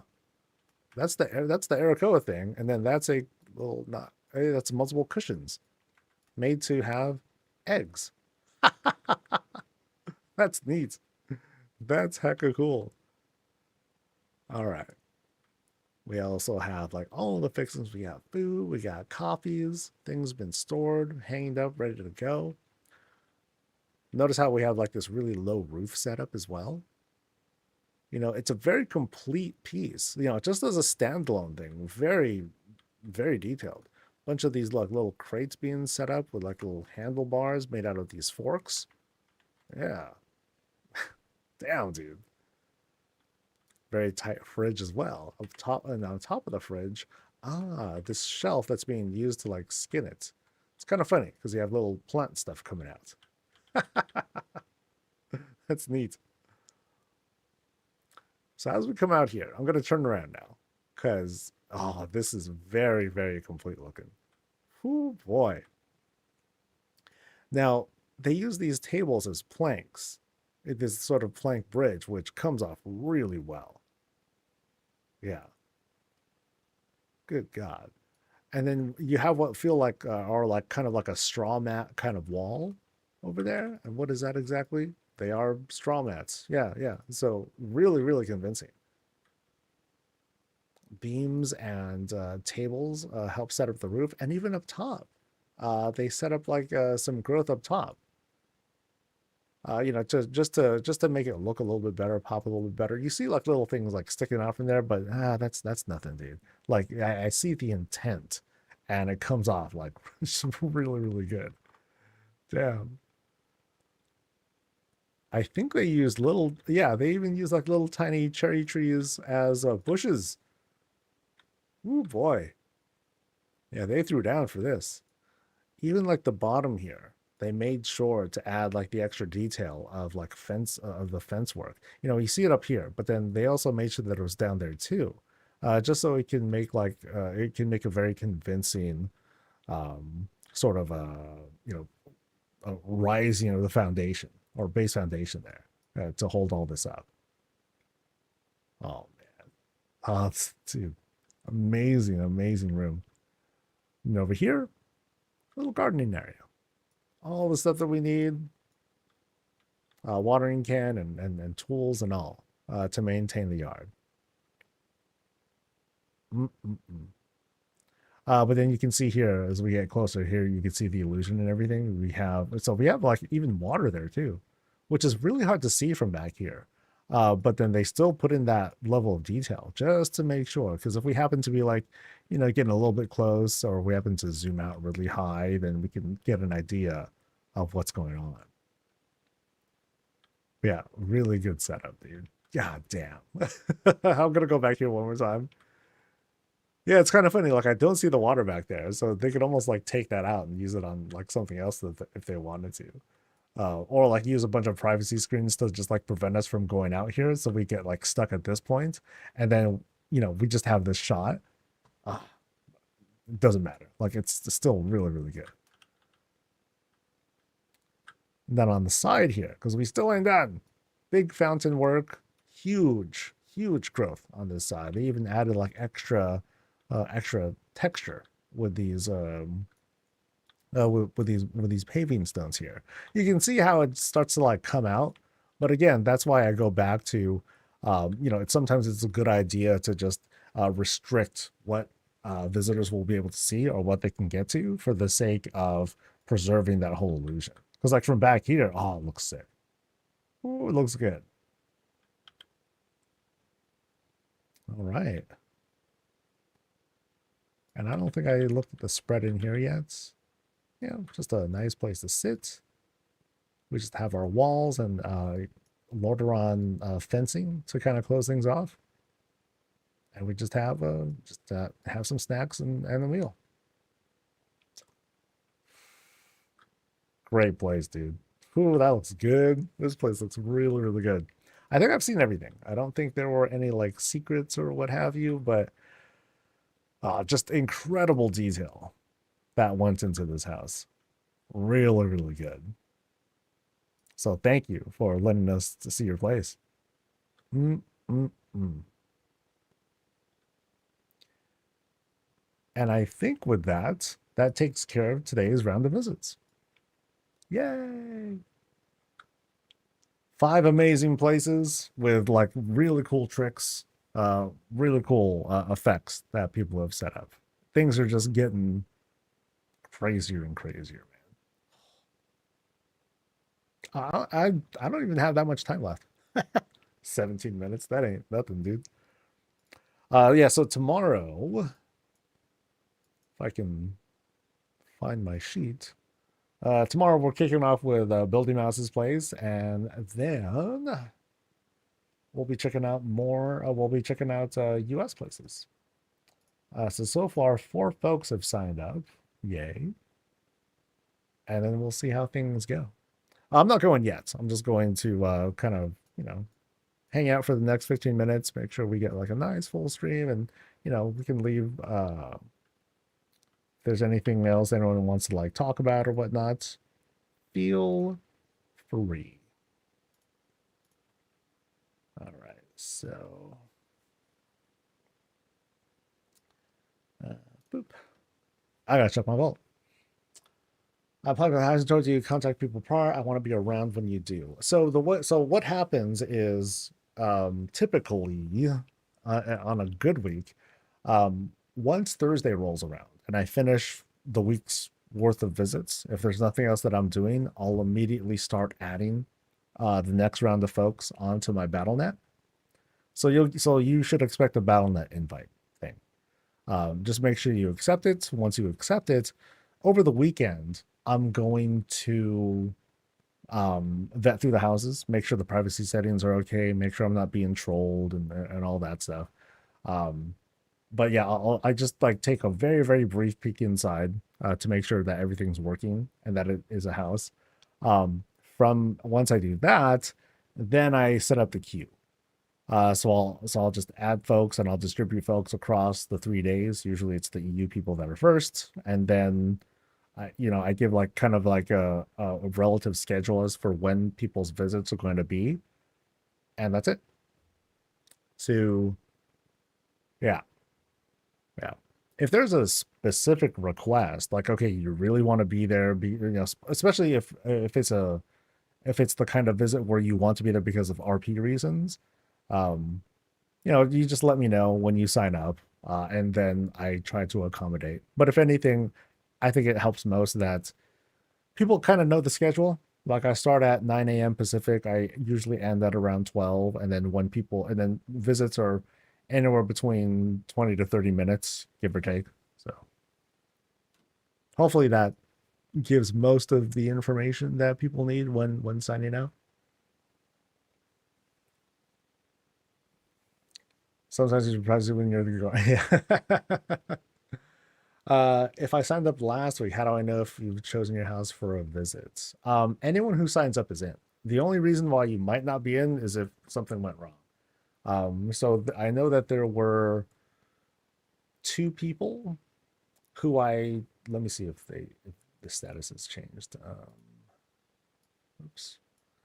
Yeah, so there are two people who had signed up, but they declined my BattleNet tag request, or they just kind of left it hanging. So I'm like, oh, shoot. So basically, you'll roughly let me know when anything. So yeah, I am not immune. I try my best to keep out for details, but I'll definitely like miss things every now and then. So, um, so that's a spoiler. Yeah. So that's kind of an idea of what happens when I do my visits. Like I go into the house and I immediately look down, but I'll just kind of like look around real quick just to make sure it's a house. Like that's it. So but yeah, if you signed up for a house last week, you should be on a list. The Discord, and you'll see the full list on the Discord channel. So make sure you visit there too, if nothing else, to keep an eye out on the schedule, and then you should be good. You never fails to disappoint. I haven't noticed I haven't noticed like a very clear distinction between like EU and US players. Like you got bangers, you got bangers. If you have like otherwise still great houses, just not anything that's like, oh my god, knock our socks off. They're still great. But yeah, I haven't maybe it's the numbers too, but I haven't seen anything like so crazy that people will be like, oh my god, like EU like just slaps and US is literal garbage. Nothing nearly like that. Creativity is not limited by region for sure. All right, I totally passed by the bank and like the daily stuff. Whoops. So first, pick up the questy things. So what are we doing? Not that. What are we doing here? We're going to do. What am I most likely to do? I'm most likely to do ritual sets. And then here, not like I ever do dungeon quests anyway. All right, let's check the vault. Let's see what we got. I may have been one, but I don't remember getting a request. Should I fill out another one? Yes. Just make sure you put in your, just make sure your battle net's correct, and make sure that you accept the, make sure you accept the battle tag invite. Very important. If you don't do that, we don't, and we won't get anywhere. Where's the Discord link? There's a command to pull it up, but here, let me just get it for you.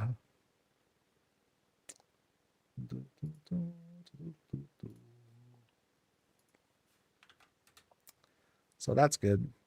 All right. Vault stuff. Come on. Cool stuff. We got mythic legs again. Yay. That's a letdown. What else do we got? We got transmog stuff. Okay, that's okay. Don't need that. Don't need that. Okay, there's some non-tier transmog to get. And then here is a, nope, don't need that. Don't need that. And oh, that's, wow. This is like one of the biggest letdowns I've ever had. Jeez. I guess I'll go for the mythic rolls, I suppose. Oh, I guess this means if I could do 3 keys for stuff. Do I really want to do that? Or do I want transmog? Oh, I'll get transmog at some point. Yeah, so I'll get a thing and I'll see what mythic stuff I get this coming Monday. I usually do my keys on Mondays, last second kind of thing. So give me a void gore. Thanks. And there we go. Wait, I have one? Hold on.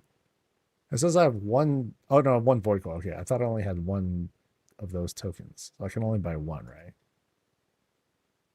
Boom. Oh, I can buy more. Oh, so I guess I can buy more up to like whatever the cap is, whatever that means. Yeah. Okay. Oh, you're on the list for Thursday. Nice. Yeah.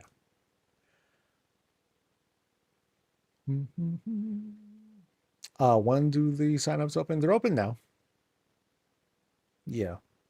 So just remember, the only small rule is, every 30 days in case you're a repeat visitor. That's the big one. Yeah. Let's see. So I checked there, got that. I made myself gear already, didn't I? Yeah, I made myself a ring finally because I got tired of waiting. I was actually waiting. I was waiting to see like what kind of thing I wanted to craft. So once they announced 1207 and that the little extra power up that we get is just like it doesn't even take up a gear slot at all. I'm like, okay, shoot, I guess I could work with that. And so now I can just craft whatever I want. Yay.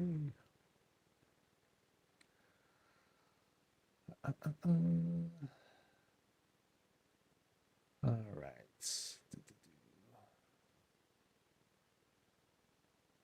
Can I ask a question? Okay, so that was asked and answered.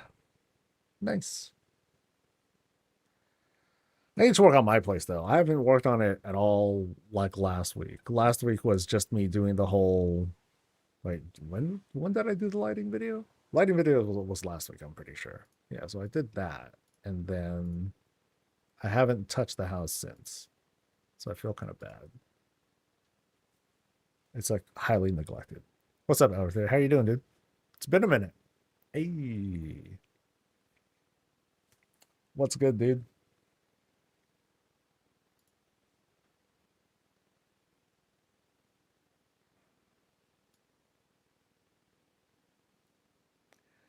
Yeah, so like I like what I like what I've done, and I want to finish it. I just feel like with this spot, um, I know I'm running out of budget. Like I only have this much left.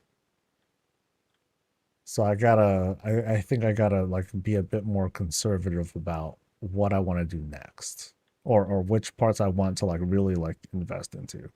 I think there might be I think I might be able to thin out like the clutter here and obscure things a little like this is the junk room, right? But I think there might be things that might be hidden there that I can probably delete and not have to and not feel bad about because they've been actually hidden. That might get me some budget back. I don't know. So like there's that. But I feel like this is just a really big this ended up being a really big space too. And I had to do a lot of skinning. Like this I feel really bad about because I want to fill out these shelves with like something. But I think I can do like some cheap stuff. The challenge will be finishing the whole bakery spot. And then this is just going to be like a really big serving table of sorts. I need some cups up top there, some rando product, and I'm probably going to take this and I need to move those things. So the demo room is going to go away. I can bring that down, and I'll probably just have like some sort of like sunk. I'll probably turn this into like a closet, and then like a sunken area where I'll just have like stuff, just more product and random things. What's the story and theme of my home? People walk in and they see. Okay, you saw a lot. Actually, when you walked in, some folks haven't seen this place yet. So let me do another walkthrough. Okay, this will be brief because we're gonna wrap things up for the day. And I'm hungry. Oh man. Okay, so I didn't do anything with the outside. I don't care. Honestly, I still don't really care about the outside. Not until they up the budget like a little bit more. Then I'll just go nuts. I think I have the lighting thing here. So folks will start off entering ruins, or like this sort of cave area. Folks don't quite know what they're getting into yet, but you can see like as they're traveling through, they're trying to figure out what's going on. Things kind of start to brighten up a little bit and a little bit more. And then we kind of see that, okay, now we're going into like something else, as if we're like in this sort of like underground spot right over here. I still need to kind of tell the story here, but well, the story sort of like tells itself in a really backwards manner. So we're going up like this kind of ruined area, and then all of a sudden it opens up. It opens up into this whole parapet that we happen to be in front of, and we can see that okay, we're kind of in the middle of like this sort of like ruined castle sort of vibe.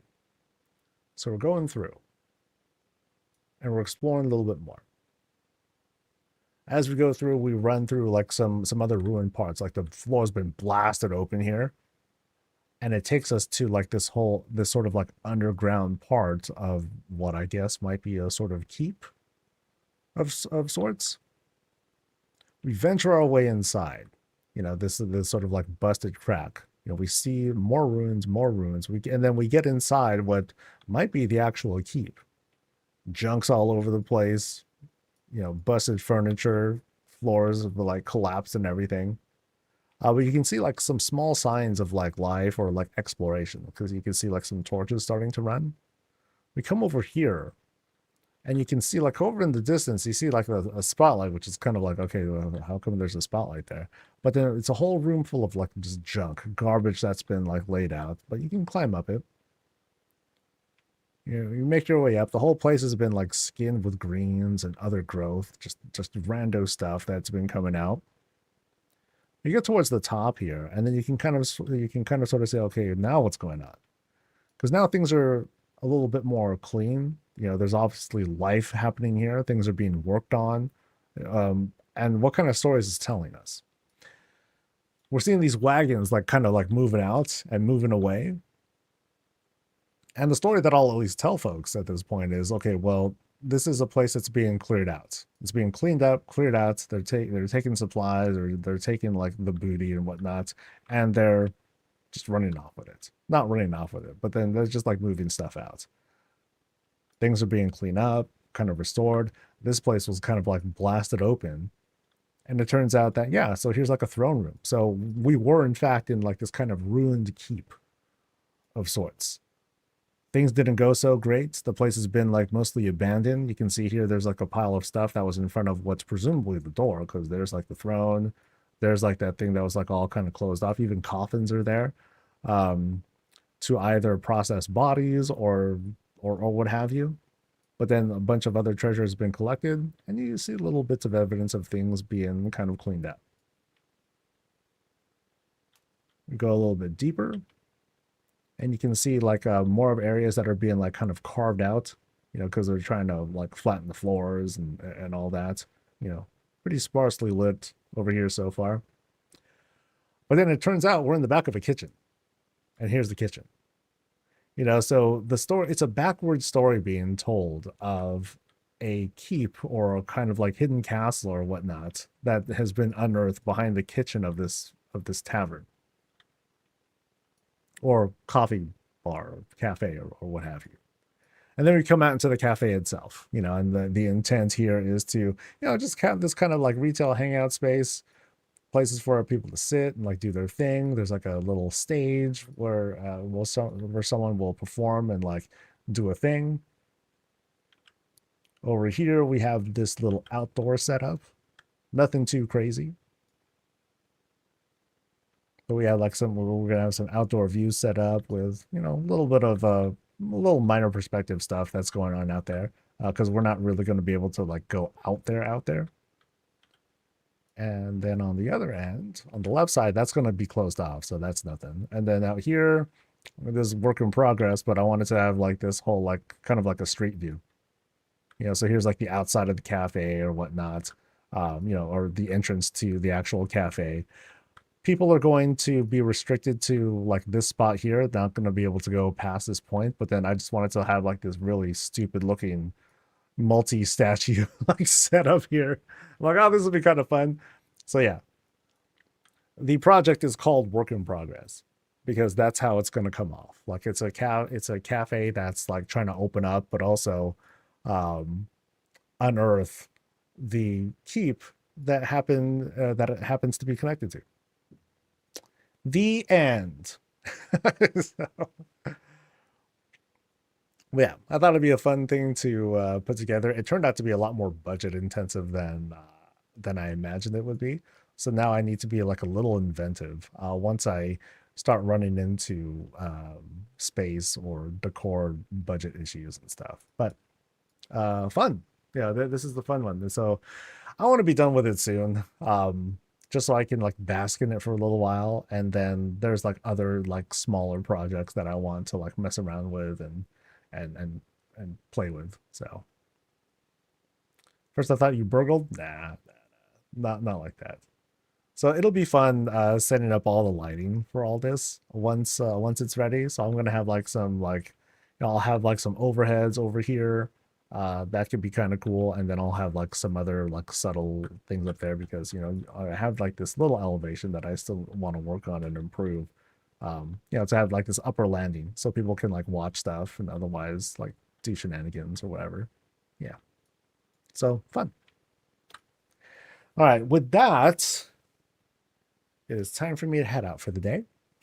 So I'm gonna be maybe working on this stuff, and I'll be working on some other not side projects, some other upcoming projects that I hope will become fruitful. But otherwise, off I go. You guys have a great Cinco de Mayo, eh? Otherwise, have a great rest of the day. I'll see you guys for the next thing, and until then, stay safe, stay healthy, and as always,